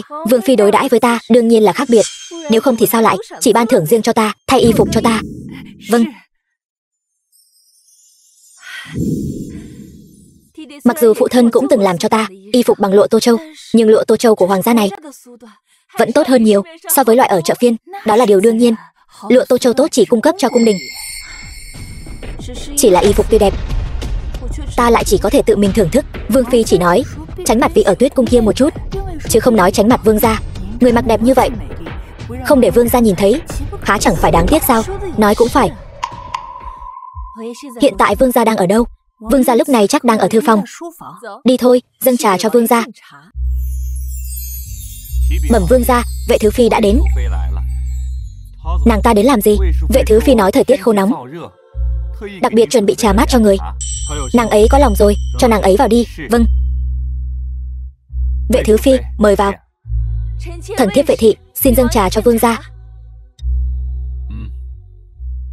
Tô thứ phi, vị ở Vân Cung kia, Tô Tuyết Nhi, con gái của huyện lệnh, đang ở thư phòng dâng trà cho vương gia đấy. Cái gì? Vương phi chẳng phải đã dặn dò không được quấy rầy vương gia làm việc rồi sao?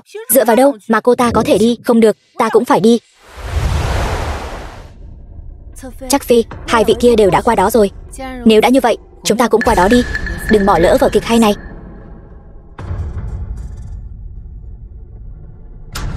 Cái gì?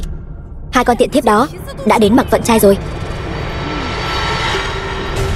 Chẳng lẽ những lời dặn dò trước đây của bổn cung đều bị xem như gió thoảng bên tai sao? Để xem hôm nay bản cung sẽ dạy bọn chúng ra sao.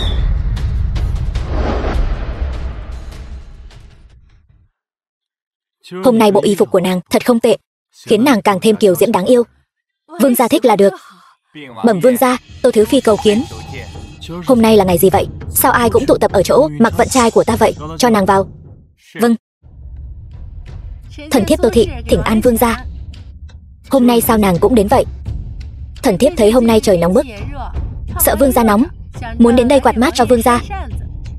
Nàng ấy mang trà mát, nàng quạt mát cũng thật mỹ mãn. Bản vương thật đúng là có phúc. Đình Vân muội muội, sao muội lại dám mặc gấm Tô Châu? Quy củ vương phủ, gấm Tô Châu chỉ có vương phi và Trác phi mới được dùng. Ta không biết có quy củ này. Ta thấy ngươi chính là muốn vượt quyền, hay là ngươi muốn nói ngươi không hề kém cạnh hai vị ở Chiêu Dương Điện và Thừa Phúc Điện chút nào? Đình Vân không dám, không dám, không dám, mà ngươi lại dám mặc gấm Tô Châu này đi khắp vườn, còn đến trước mặt vương gia sao? Vệ thứ phi, rốt cuộc là chuyện gì vậy? Vương gia, thiếp thật sự không biết gấm Tô Châu này liên quan đến đẳng cấp. Nếu như thiếp biết, cho thiếp mấy lá gan, thiếp cũng không dám mặc ra ngoài đâu. Nữ nhân sửa soạn vì người mình yêu, thiếp chỉ thấy bộ y phục này đẹp nên mới mặc đến gặp vương gia. Ngoài ra, thiếp thật sự không có ý gì khác. Đồ hồ ly tinh nhà ngươi lại dám mặc đẹp như vậy, quyến rũ vương gia. Hôm nay ta không cho người biết tay, ta sẽ không còn gọi là Tô Tuyết Nhi nữa. Muội muội là con gái nhà phú thương, lẽ nào lại không nhận ra gấm Tô Châu sao? Gấm Tô Châu ta đương nhiên nhận ra, chỉ là ta không biết gấm Tô Châu này còn liên quan đến đẳng cấp. Cho dù muội muội là con gái nhà buôn, cũng phải hiểu quy củ, không có quy củ thì không thành khuôn phép. Trong phủ này có nhiều hạ nhân như vậy, lẽ nào ngươi không thể hỏi một tiếng sao? Thật là to gan lớn mật. Bộ y phục này là vương phi tặng nên ta mới mặc. Hỗn xược. Bản cung khi nào tặng ngươi gấm Tô Châu chứ? Hay lắm vậy Đình Vân, vương phi còn không biết chuyện gấm Tô Châu, thật là to gan, lại dám trộm cắp tài vật trong phủ. Ta không có. Sao lại náo nhiệt thế này? Nàng không ở trong điện an tâm dưỡng thai, sao lại đến đây? Đương nhiên là bảo bối nhớ vương gia rồi. Con trai ngoan, con gái ngoan, các con hãy ngoan ngoãn, tuyệt đối đừng làm khó nương thân của các con. Phụ vương đợi các con bình an chào đời. Vương gia, các bảo bối rất ngoan, một chút cũng không để thiết phải chịu khổ. Cũng không nhìn xem chúng là con của ai chứ. Cái này, sao mọi người lại vây quanh ở đây vậy? Trác phi, người vẫn chưa biết sao? Vệ thứ phi mặc gấm Tô Châu đi dạo khắp sân, ta thấy cô ta chính là muốn tát vào mặt người và vương phi. Trác phi, ta thật sự không biết. Bộ y phục này là vương phi ban cho. Im miệng, cho nên ta. Vệ thứ phi, người hãy nghĩ cho kỹ. Vương phi là chủ mẫu đương gia, Tỷ ấy sao có thể không biết quy củ mà lại ban gấm tô châu cho ngươi? Hôm nay khi nha hoàn của ta ra ngoài mua món điểm tâm ta yêu thích, đã nhìn thấy xe ngựa của phụ thân ngươi. Có phải ngươi đã nhầm lẫn món quà từ nhà và quà mà Vương Phi ban cho ngươi không? Ngươi hãy nghĩ kỹ lại xem. Trang Trắc Phi đang cứu ta.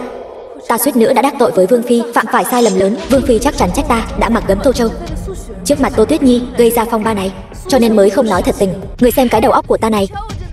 Hôm nay phụ thân đưa đến cho ta của riêng, vừa hay Vương Phi ban nguyệt bổng cho ta.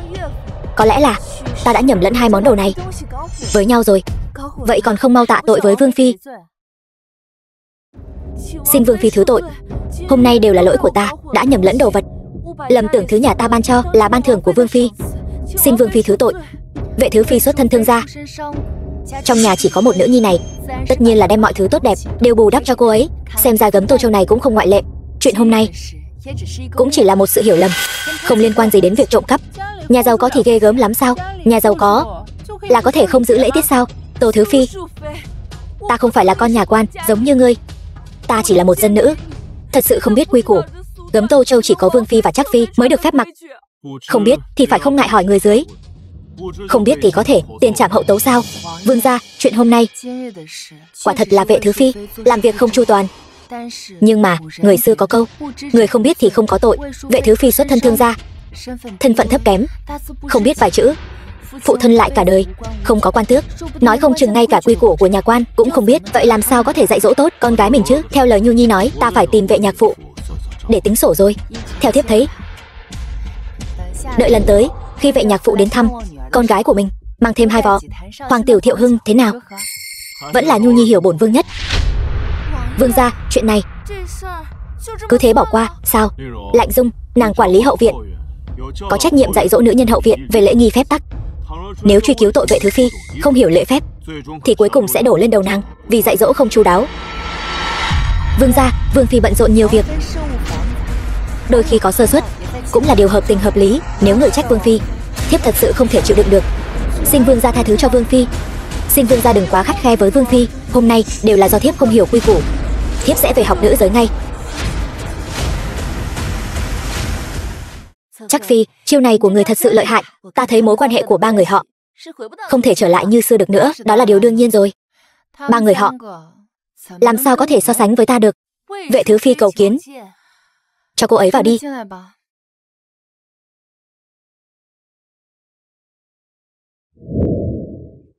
Đình Vân bái kiến Trắc Phi. Đứng dậy đi, đa tạ Trắc Phi. Chuyện lần trước, đa tạ Trắc Phi đã giải vây. Tiểu nữ không biết phải cảm tạ thế nào. Đặc biệt chuẩn bị chút lễ mọn dâng lên Trắc Phi. Nào, mang lên đây. Đặt ở đó. Đây không phải lễ mọn của ngươi, mà là hậu lễ rồi. Chắc hẳn là ngươi còn có chuyện muốn cầu xin. Trắc Phi, kể từ lần trước, sau chuyện gấm tô châu, Vương Phi đã gây khó dễ cho ta khắp nơi. Vương Phi luôn sắp xếp Tô Thứ Phi thị tẩm. Bây giờ ta căn bản không gặp được vương gia. Thì ra là chuyện này. Phụ thân nói ta là niềm tự hào của gia tộc, sau này sự hưng suy vinh nhục của Vệ thị đều trông cậy vào ta cả. Phụ thân ngươi đúng là người thông minh.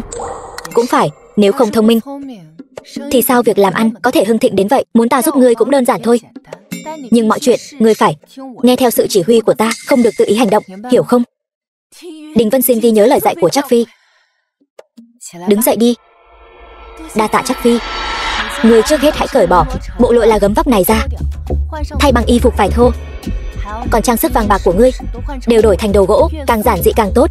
Nhưng Trắc Phi, ta vốn đã không diễm lệ bằng Tô Thứ Phi, nếu lại ăn mặc giản dị hơn nữa, e rằng càng khó có cơ hội. Ngươi thật sự chẳng hiểu tâm tư của nam nhân chút nào cả. Ngươi chưa từng nghe câu này sao? Ăn nhiều cá thịt lớn rồi, có một bát cháo trắng rau dưa mới là mỹ vị nhân gian. Nhu Nhi, Tống đại phu nói nàng mỗi ngày phải đi dạo đều đặn, đến lúc sinh nở mới có thể dễ dàng hơn một chút. Thần thiếp đã biết. Vương gia, vườn hoa này đã thay người làm vườn sao? Hoa này thật sự rất đẹp. Chuyện hậu viện đều do Lạnh Dung quản lý, bổn vương thật sự không biết. Vương gia, ngài xem đó có phải là Vệ Thứ Phi không? Là nàng ấy. Vương gia, phải nói là Vệ Thứ Phi này trồng hoa trông thật sự rất đẹp. Đúng là rất đẹp. Vương gia, thần thiếp hơi mệt rồi, muốn về nghỉ ngơi. Còn không mau đỡ chủ tử của ngươi về nghỉ ngơi. Dạ.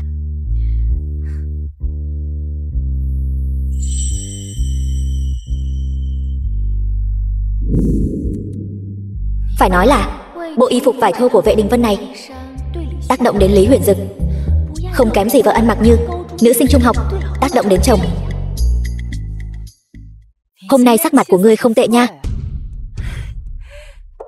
Tối qua vương gia đã nghỉ lại Vân Cung của ta và đã viên phòng với ta. Ngươi nhớ kỹ nhé. Từ nay về sau, y phục và trang sức của ngươi hãy chọn loại sạch sẽ đơn giản. Còn Tô Tuyết Nhi kia, cô ta yêu mị, cứ để cô ta yêu mị đi. Ngươi có vẻ ngoài giản dị hơn thì hãy theo phong cách thuần khiết gợi cảm. Chắc Phi, thế nào là phong cách thuần khiết gợi cảm? Toang thật, sao lại nói ra từ ngữ hiện đại rồi? Chính là phong cách yếu đuối.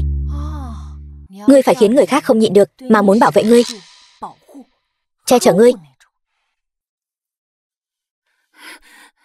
Vương Phi, không hay rồi. Vệ Thứ Phi có hỉ rồi. Cái gì? Đồ phế vật. Đúng là phế vật. Nhìn Vệ Thứ Phi, rồi nhìn lại ngươi mà xem. Vương Phi, vương gia bị tiện nhân họ Vệ kia mê hoặc đến quay cuồng. Ta cũng không có cách nào khác.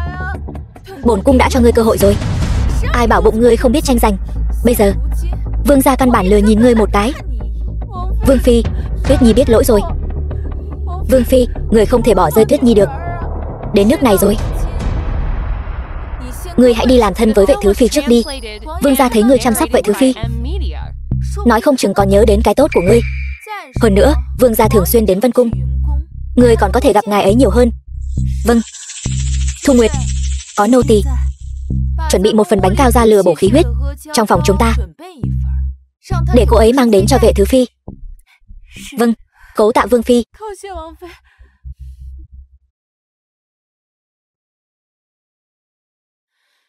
Tô Thứ Phi, sao tỷ lại đến? Đình Vân muội muội, trước đây là tỷ không phải. Tỷ xin lỗi muội. Giờ muội nhờ con mà được quý trọng, tương lai sẽ phát đạt. Nhớ chiếu cố ta nhiều hơn nhé.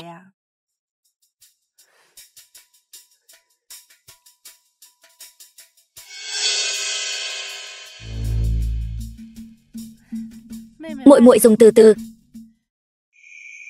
Chẳng phải tỷ chê ta thô tục, không hiểu quy củ sao? Trước đây là tỷ không hiểu chuyện, tỷ không biết ăn nói. Đều tại tỷ, tỷ không biết ăn nói. Đều tại tỷ. Cái miệng này của tỷ, muốn đánh thì về Tuyết Cung của tỷ mà đánh, đánh ở Vân Cung của ta là có ý gì chứ? Được, đợi tỷ về rồi tự đánh. Muội muội, hôm nay tỷ đến đây là để chúc mừng muội. Mang lên đây. Muội muội, đây là bánh cao da lừa do Ngự Thiện Phòng trong cung làm, là Vương Phi ban thưởng cho tỷ. Tỷ vẫn luôn không nỡ ăn. Giờ đây muội muội thân thể cần bổ khí huyết hơn tỷ. Tỷ đặc biệt mang đến tặng cho muội muội. Đây là Vương Phi ban thưởng cho tỷ. Muội sao có thể đoạt lấy vật quý của tỷ chứ? Trước đây tỷ đã nghe lén Vương Phi và Thu Nguyệt nói chuyện bí mật, nói rằng Vương Phi cả đời này sẽ không thể mang thai nữa. Vương Phi tương lai không phải muội thì cũng là Trang Trác Phi. Muội muội trẻ hơn Trang Trác Phi, tỷ càng xem trọng muội muội sẽ lên ngôi vị Vương Phi tương lai. Lời này là thật sao? Vương Phi thật sự cả đời này không thể mang thai được nữa sao? Tỷ nghe rõ một. Chuyện đại sự như vậy, tỷ đâu dám nói dối. Giờ đây tỷ đã chia sẻ bí mật quan trọng như vậy cho muội muội rồi. Muội muội vẫn chưa hiểu tâm ý của tỷ sao? Đa tạ tỷ đã báo tin này cho muội. Muội và tỷ cùng vào phủ, tình nghĩa với tỷ tất nhiên là hơn hẳn hai vị cao cao tại thượng kia nhiều. Nếu tỷ có thể bảo vệ muội bình an sinh hạ con, đợi muội ngồi lên ngôi vị Vương Phi, nhất định sẽ để tỷ ngồi lên ngôi vị Trác Phi. Nghe theo muội sai bảo.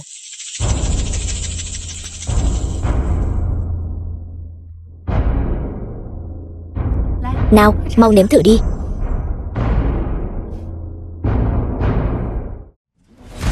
Không được ăn. Người đâu? Mau bắt kẻ sát nhân mưu hại hoàng tự cho bản cung. Các người làm gì vậy? Làm gì vậy hả? Mưu hại hoàng tự sao? Chẳng lẽ bánh cao da lừa này có vấn đề?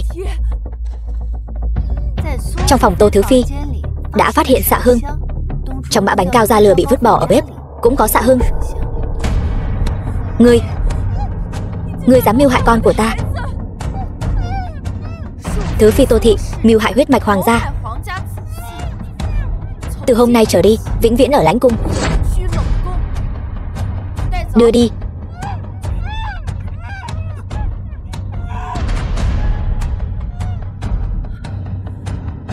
Đa tạ Vương Phi cứu tính mạng con của thiếp.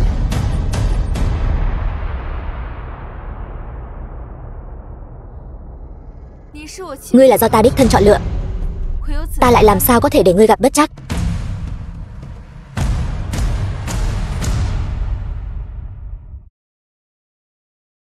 Trắc Phi, Vương Phi từ trước đến nay vẫn khá thân thiết với Tô Thứ Phi, làm sao lại giúp Vệ Thứ Phi chứ?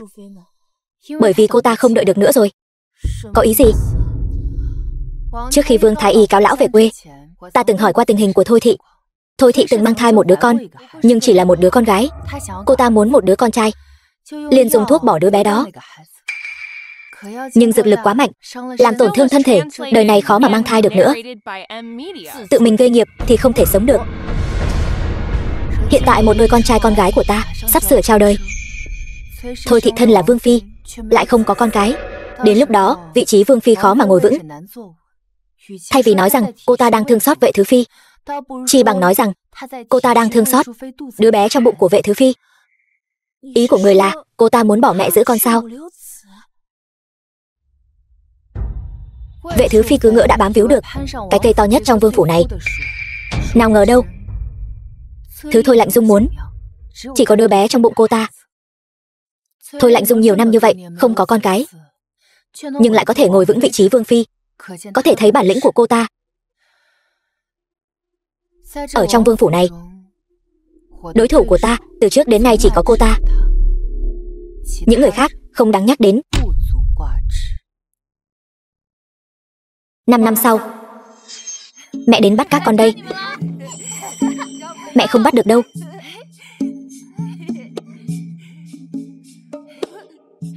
Bắt được rồi.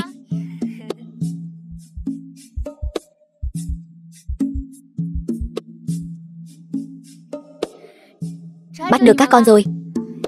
Tự chơi đi nhé.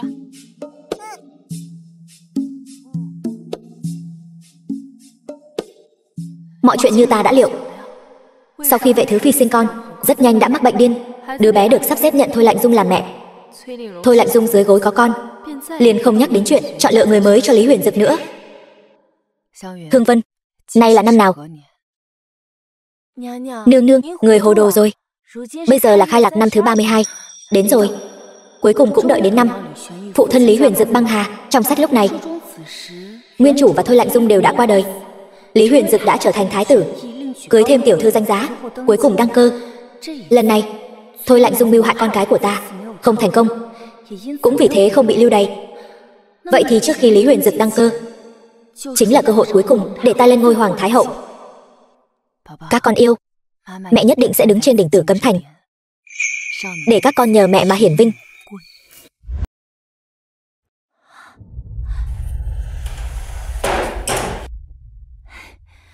Trắc Phi, thế nào rồi? Thám tử đã điều tra rõ ràng rồi. Thứ Lương Vương chuẩn bị cho thánh thượng là ngũ hành kinh của Trương Thiên Khôn. Cái gì? Ngũ hành kinh thật sự đã bị bọn họ tìm thấy sao? Vật này rất quý giá sao? Vật này là báu vật vô giá, tương truyền Trương Thiên Khôn bế quan mấy chục năm, thấu hiểu triệt để kim mộc thủy hỏa thổ trong âm dương ngũ hành, viết nên ngũ hành kinh này. Người tu luyện kinh này sẽ trường sinh bất lão. Cái gì? Trường sinh bất lão? Thật giả tạm thời chưa bàn tới, chỉ riêng việc thánh thượng là fan cứng của Trương Thiên Khôn, vật này đã giá trị liên thành rồi. Trắc Phi, fan cứng là gì vậy? Chính là rất ngưỡng mộ Trương Thiên Khôn. Hoàng đế nào mà chẳng muốn thiên thu vạn đại. Đa số khi đến cuối đời đều nghĩ đến việc tu đạo. Thánh thượng hiện tại cũng không ngoại lệ. Người mê mẩn học thuyết của Trương Thiên Khôn, cố gắng thấu hiểu ngũ hành của trời đất. Vật này của Lương Vương đúng là đã đánh trúng tâm ý của thánh thượng rồi. Vậy chúng ta phải làm sao đây? Chúng ta có phải là không thể sánh bằng Lương Vương không? Trắc Phi, đừng vội, để ta nghĩ kỹ xem sao. Ta đã đọc rất nhiều chuyện cung đấu đấy.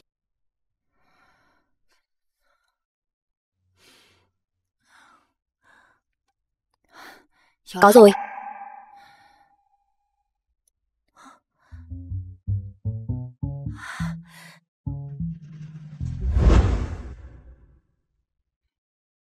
Nhiêu Nhi, hôm nay sao nàng lại đến đây? Vương gia, phụ thân thiếp gửi thư đến, nói rằng lễ mừng thọ mà phía Lương Vương chuẩn bị là ngũ hành kinh của Trương Thiên Khôn. Nàng nói cái gì?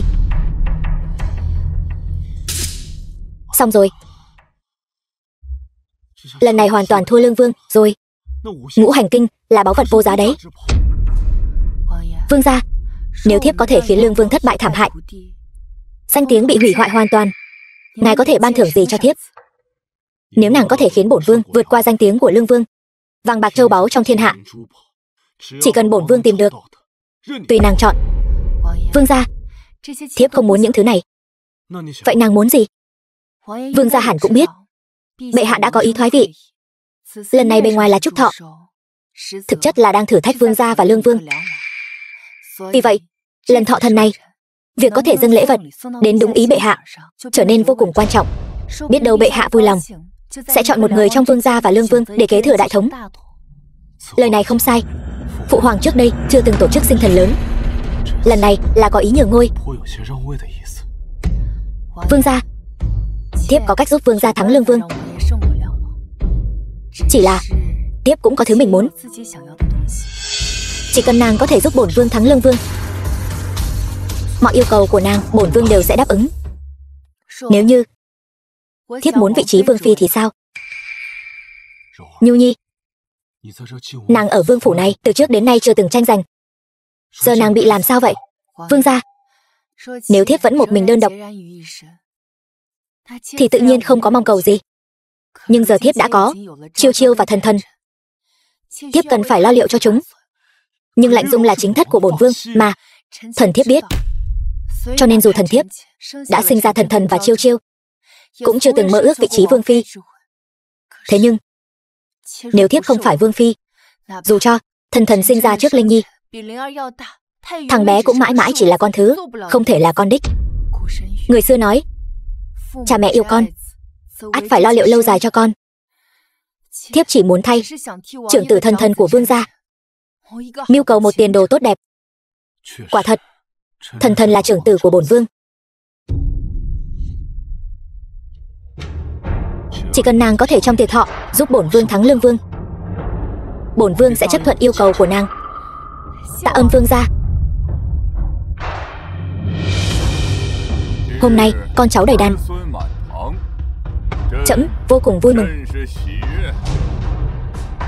Trời phù hộ đại hồng ta, hoàng thượng phúc trạch sâu dày, ban ân khắp thiên hạ. Trẫm già rồi, đã đến tuổi lục tuần. Giờ đây điều trẫm muốn làm chính là chăm sóc hoa cỏ, đọc kinh, tu đạo. Lương vương gia không còn bị trói buộc bởi thế tục phàm trần. Hoàng thượng làm gì, thần thiếp sẽ theo hoàng thượng làm đó. Dù hoàng thượng có đi cày ruộng, thần thiếp cũng sẽ thay y phục vải thô, theo hoàng thượng đi cày ruộng. Dâng lễ vật đi. Bệ hạ, hay là bắt đầu từ Lương Vương trước? Được. Lương Vương dâng lễ. Lương Vương phủ dâng lễ. Kính chúc phụ hoàng thọ 60 tuổi. Đặc biệt dâng lên ngũ hành kinh của Trương chân nhân Trương Thiên Khôn. Cái gì? Người đã tìm thấy ngũ hành kinh của Trương chân nhân rồi sao? Để trẫm xem thử, có phải chân tích của Trương chân nhân hay không?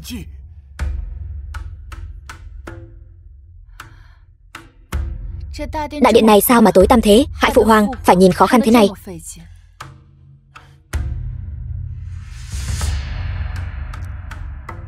Phụ hoàng, con chiếu sáng giúp người nhé, đèn đại điện tối. Như vậy rất tốt. Vương gia, người đừng quên điều đã hứa với ta. Màn kịch hay sắp sửa bắt đầu rồi. Nhân thuộc mộc dã can dã, nghĩa thuộc kim dã, phế dã, Lễ thuộc hỏa dã tâm dã, trí thuộc thủy dã thận dã, tính thuộc thổ dã tỳ dã.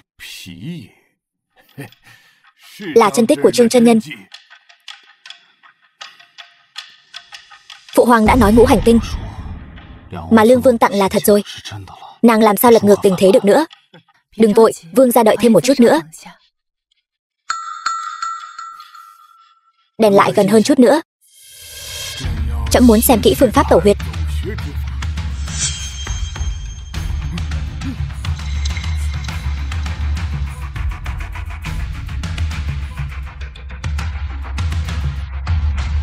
Phụ hoàng. Hoàng thượng. Phụ hoàng, người sao thế phụ hoàng? Thái y. Phụ hoàng. Bệ hạ ơi, thái y. Người không sao chứ phụ hoàng? Phụ hoàng. Lương Vương, người có biết tội không? Hoàng hậu nương nương, bản vương không biết đã phạm tội gì. Ngươi tự mình xem đi. Người đọc sách này trái mệnh trời, trong 3 ngày sẽ qua đời. Sao lại thế này? Nhi thần hoàn toàn không biết gì cả.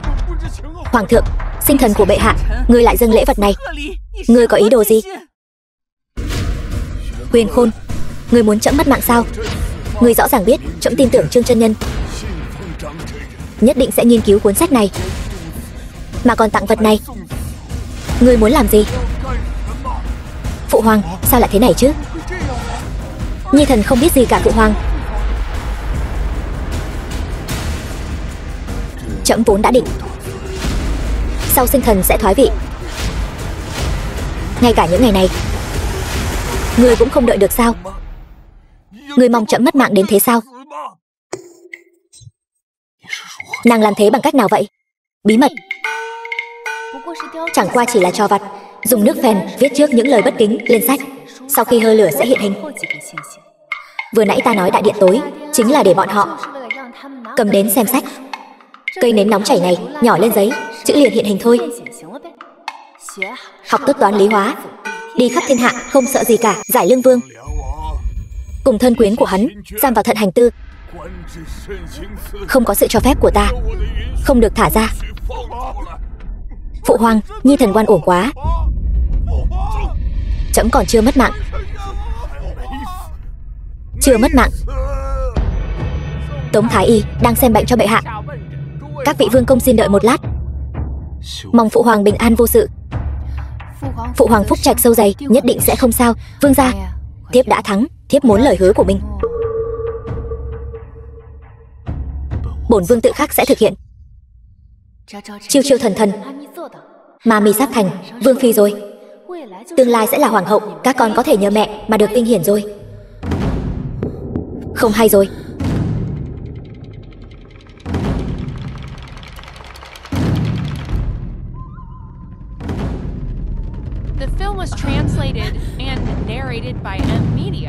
Xin lỗi, là ta nhất thời buồn đi vệ sinh đã mạo phạm đến ngươi. Trang Trác Phi nói đâu có phải. Từ trước đến nay luôn là nô tỳ phải xin lỗi chủ tử. Đâu có chủ tử nào lại đi xin lỗi nô tỳ. Là ta đã mạo phạm đến ngươi. Ta xin lỗi là đúng rồi. Trước đây nô tỳ đã nghe hoàng hậu nương nương nói Trang Trác Phi là một người cực kỳ tốt. Hôm nay nô tỳ cũng đã cảm nhận được. Cô, người có thấy Thôi Vương Phi không? Vương gia không tìm thấy Vương Phi, sợ lạc đường nên đặc biệt sai ta đến tìm tỷ ấy. Ta thấy Thôi Vương Phi đã đi về phía Cẩm Tú Điện đằng kia, chắc là đi vệ sinh rồi. Cẩm Tú Điện. Cẩm Tú Điện chính là tẩm điện phía đông của chính điện. Gia quyến của các vị và lễ vật mang đến hôm nay đều đang chờ ở đó, chờ chính điện điều động. Cảm ơn cô đã chỉ dẫn, ta sẽ đi tìm Vương Phi ngay.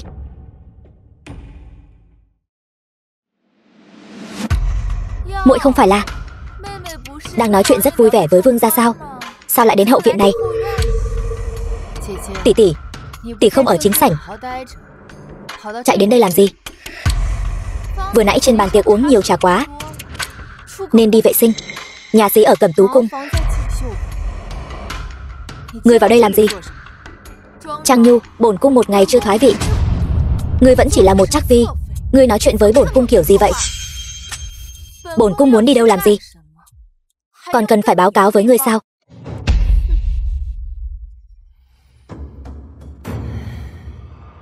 Muội không phải là lo lắng nơi này bụi bặm nhiều sẽ làm bẩn y phục của tỷ sao? Đừng ở đây giả vờ giả vịt nữa. Bổn cung không cần ngươi quan tâm.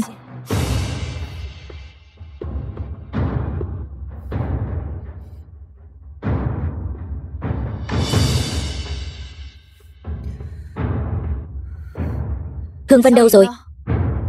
Bẩm trắc phi, nô tỳ không biết. Hỏng rồi. Hai người các ngươi mau đi tìm Hương Vân cho ta. Không tìm thấy ta sẽ lấy ra các ngươi. Dạ. Hoa không sao. Phía trên này khô ráo, phía dưới thì ẩm ướt. Bông hoa này đã bị người ta tưới nước. Không màu không mùi. Rốt cuộc là thứ gì đây? Nếu là Hương Vân tưới thì không cần thiết phải phủ thêm một lớp đất khô lên để che giấu việc đã bị tưới nước. Nếu đã che giấu, vậy nhất định là đã bỏ thứ gì đó vào. Là thứ gì đây? Bẩm trắc phi, đã tìm thấy Hương Vân cô nương rồi. Mau dẫn ta đi tìm cô ấy. Dạ. Ngươi nói ngươi đi nhà xí. Tỉnh dậy đã là lúc ta tìm thấy ngươi rồi. Vâng. Ngươi đi nhà xí lúc nào? Giờ dậu. Bây giờ là giờ tuất. Tròn 1 canh giờ. Đủ để Thôi Lạnh Dung làm rất nhiều chuyện. Trắc phi, đều là lỗi của ta. Ta không nên đi nhà xí. Hôm nay có từng uống thứ gì không?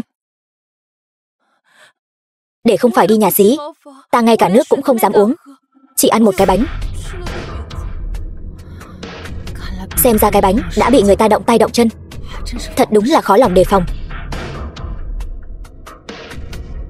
Trang trắc phi, cô ở đây sao?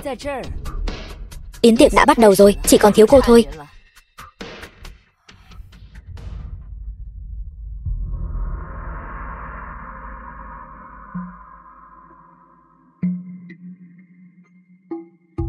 Bệ hạ phúc lớn mạnh lớn, đã không còn đáng ngại nữa.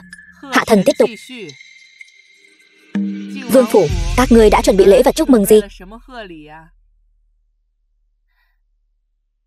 Phụ hoàng mẫu hậu, thần thiếp tự tay vì phụ hoàng may một bộ đạo bào, kính dâng lên phụ hoàng.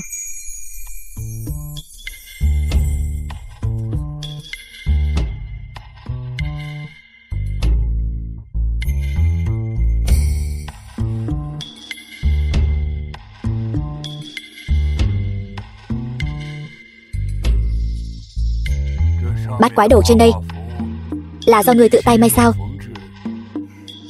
Bẩm phụ hoàng, là thần thiếp. Phụ hoàng, bộ đạo bào này của Lạnh Dung đã thêu dòng dã nửa năm trời. Từng đường kim mũi chỉ đều do nàng ấy tự tay thêu.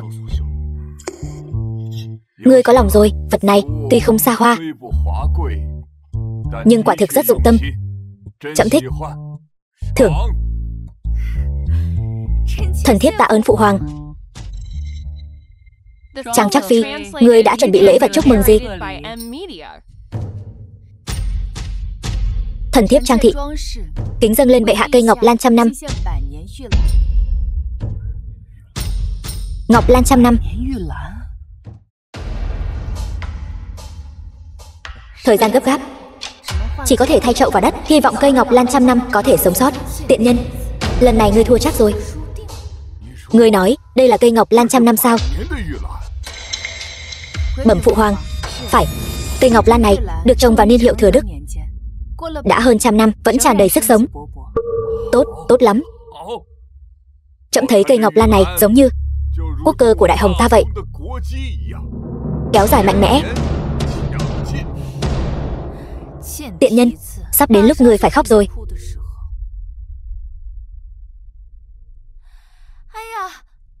Mau nhìn kìa, thần thụ hiển linh rồi.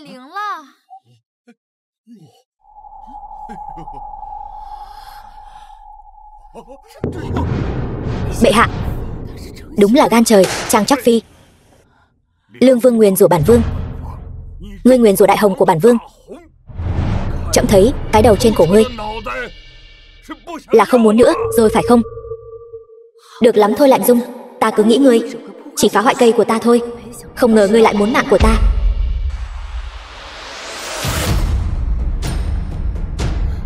Hiển linh rồi, Huyền Thanh đại sư hiển linh rồi. Lời Huyền Thanh đại sư nói đã hiển linh rồi. Huyền Thanh đại sư của Nam Minh Tự. Ngài ấy đã nói gì? Mau nói, ngài ấy đã nói gì? Ngài ấy nói, cây ngọc lan trăm năm, một khi đại hồng diệt vong, chính là cơ hội tân đế xuất thế. Đại hồng rất nhanh sẽ nghênh đón trăm năm thịnh thế. Thịnh thế? Ai là tân đế? Huyền Thanh đại sư có nói ai là tân đế không? Huyền Thanh đại sư nói, con cháu của phụ hoàng đi vòng quanh cây 3 vòng. Ai là tân đế? Mọi người sẽ biết ngay. Thật sự là vậy sao? Huyền Dực, con đi vòng quanh cây 3 vòng trước. Vâng.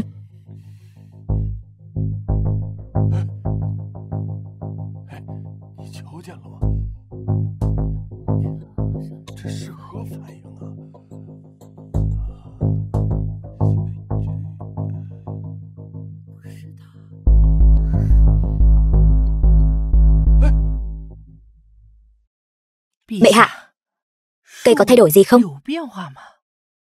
Trẫm không thấy gì cả. Không có sao, bản cung cũng không thấy gì. Vậy tân đế thiên mạnh chắc không phải Huyền Dực rồi. Huyền Dực, tuyên đích trưởng tử của con vào yết kiến.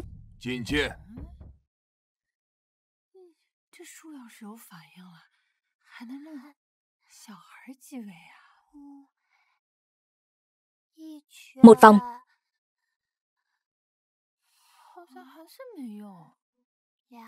Hai vòng.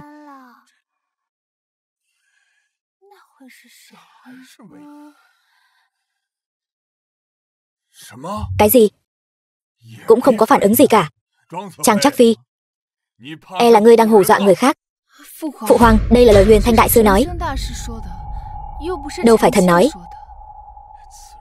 Tuyên, Lương Vương cùng đích tử của Lương Vương vào yết kiến. Lão già hoàng đế này liên quan đến lợi ích của bản thân, ngay cả hình phạt cũng không tính.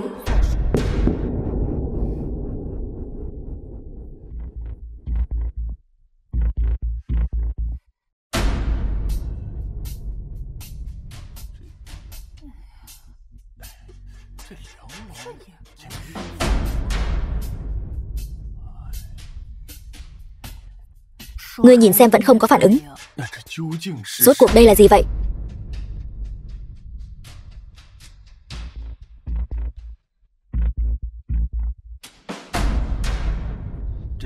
Vẫn không có phản ứng.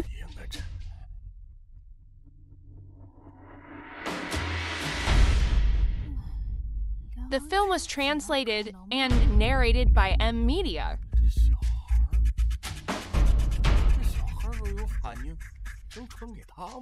Trẫm thấy tất cả đều là lời nói bậy bạ của lão đạo sĩ đó. Người đâu? Giải lão đạo sĩ đó đến cho trẫm. Bệ hạ bớt giận, vẫn còn một hoàng tử nữa mà. Tuy là thứ tử, nhưng mà cũng là con trai của Huyền Dực, là con cháu hoàng gia mà. Được, còn có thần thần nữa, suýt nữa thì quên thần thần. Tuyên thần thần.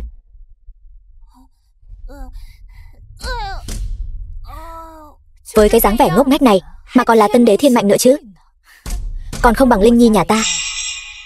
Trang Trắc Phi, mau đỡ nó dậy.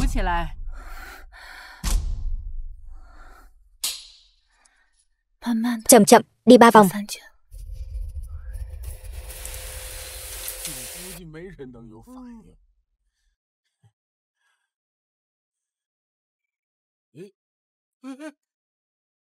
Nhìn kìa, bệ hạ, người xem, có phản ứng rồi kìa.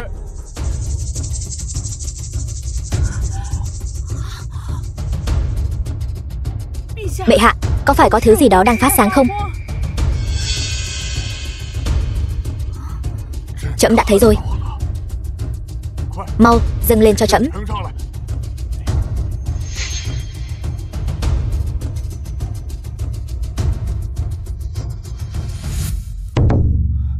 thụ mạnh vu thiên, ký thọ vĩnh xương. Khi thần thần đi vòng quanh cây, trời giáng điểm lành, chẳng lẽ nó chính là Tân Quân Thiên Mạnh, vật trời ban ở ngay đây? Vậy còn giả được sao? Trần công công, soạn chiếu chỉ, trẫm sẽ chuyển Giang Sơn Đại Hồng này cho thứ tử của vương phủ Lý Thần. Chúc mừng bệ hạ. Lát nữa ban thưởng lớn cho Huyền Thanh đại sư. Vâng. Không, chắc chắn là con tiện gì đó đang giở trò quỷ, ta không tin. Ngươi nói không sai, đúng là ta đã giở trò quỷ. Đây là cái gì vậy? Thiếu gia, lát nữa ở trong phòng khi đi vòng quanh giả vờ ngã, đổ hết thứ này vào chậu hoa. Nhớ chưa? Nhớ rồi.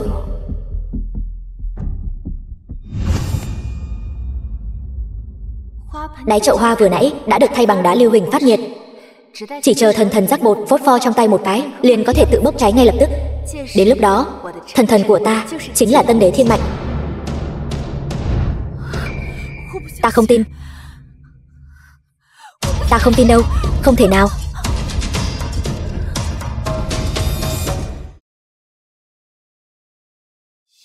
Tân đế đăng cơ. Bái kiến. Bái kiến bệ hạ. Vào năm thứ 6 ta xuyên không vào sách, ta như nguyện ngồi lên ngôi vị hoàng thái hậu. Chỉ là sự bất mãn của Huyền Dực đối với ta lại càng ngày càng sâu sắc. Cũng phải, ta đã để thần thần của ta ngồi vào ngôi vị hoàng đế, mà lẽ ra hắn phải ngồi. Thái hậu, người cẩn thận kẻo bị cảm lạnh. Thái thượng hoàng đâu rồi? Ở thư phòng. Thôi quý phi cũng ở đó. Hôm nay là sinh thần của ta, nô tỳ sẽ đi gọi Thái thượng hoàng ngay. Để ta đi.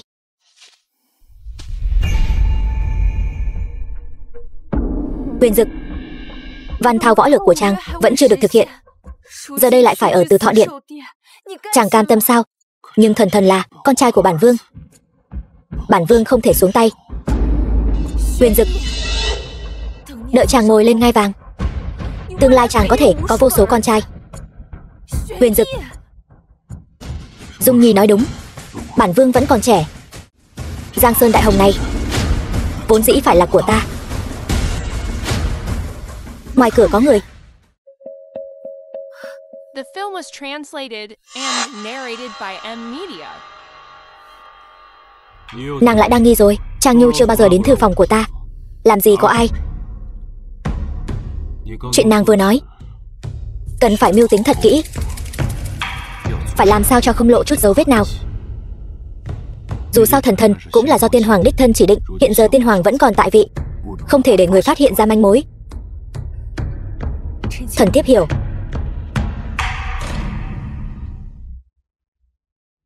Nhà bếp đã làm món người yêu thích nhất, bánh anh đào giòn ướp lạnh, còn hâm nóng 2 bầu hoàng tiểu thiệu hưng. Mang lên đây đi. Vâng.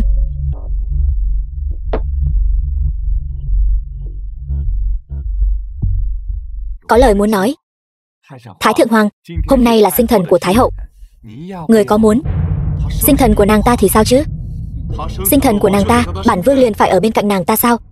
Nàng ta chỉ quý trọng 2 đứa con của nàng ta, từng bao giờ nghĩ đến bản vương đâu. Nàng ta tự mình đối với bản vương bất nhân, thì đừng trách bản vương đối với nàng ta bất nghĩa.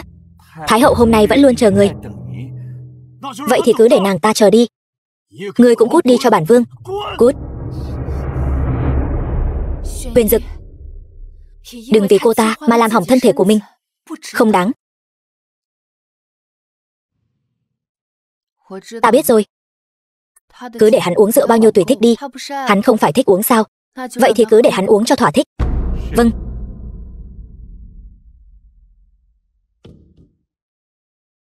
Mẫu thân, người xem trẫm viết có đẹp không? Là Trương Thái Phó đã chỉ dạy cho trẫm đó. Bệ hạ viết tốt hơn hôm qua rồi.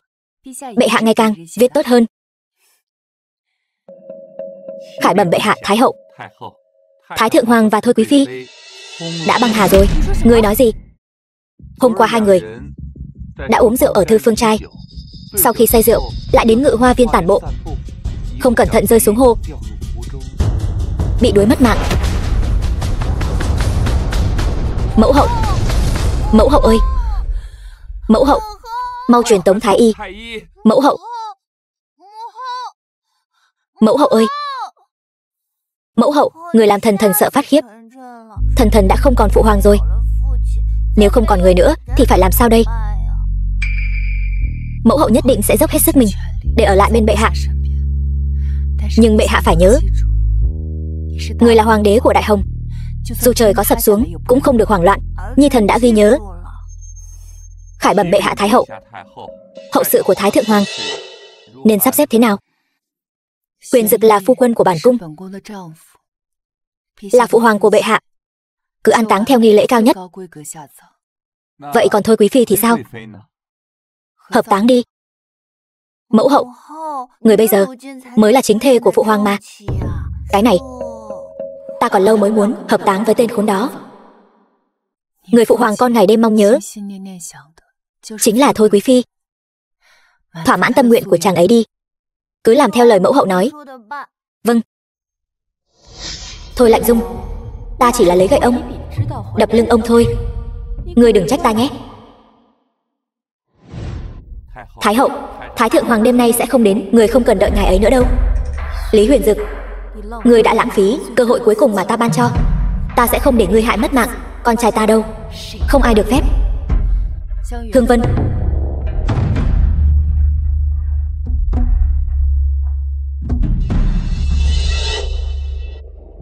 đem cái này gửi cho Thái thượng hoàng để ngài ấy uống cho thỏa thích. Ngoài ra hãy tìm cơ hội khác để ngài ấy và tiện nhân kia bị sẩy chân rơi xuống nước. Sau khi việc thành công, ta sẽ cho ngươi làm trưởng ấn thái giám. Đa tạ Thái hậu đã ưu ái. Nô tài nhất định không làm nhục sứ mệnh.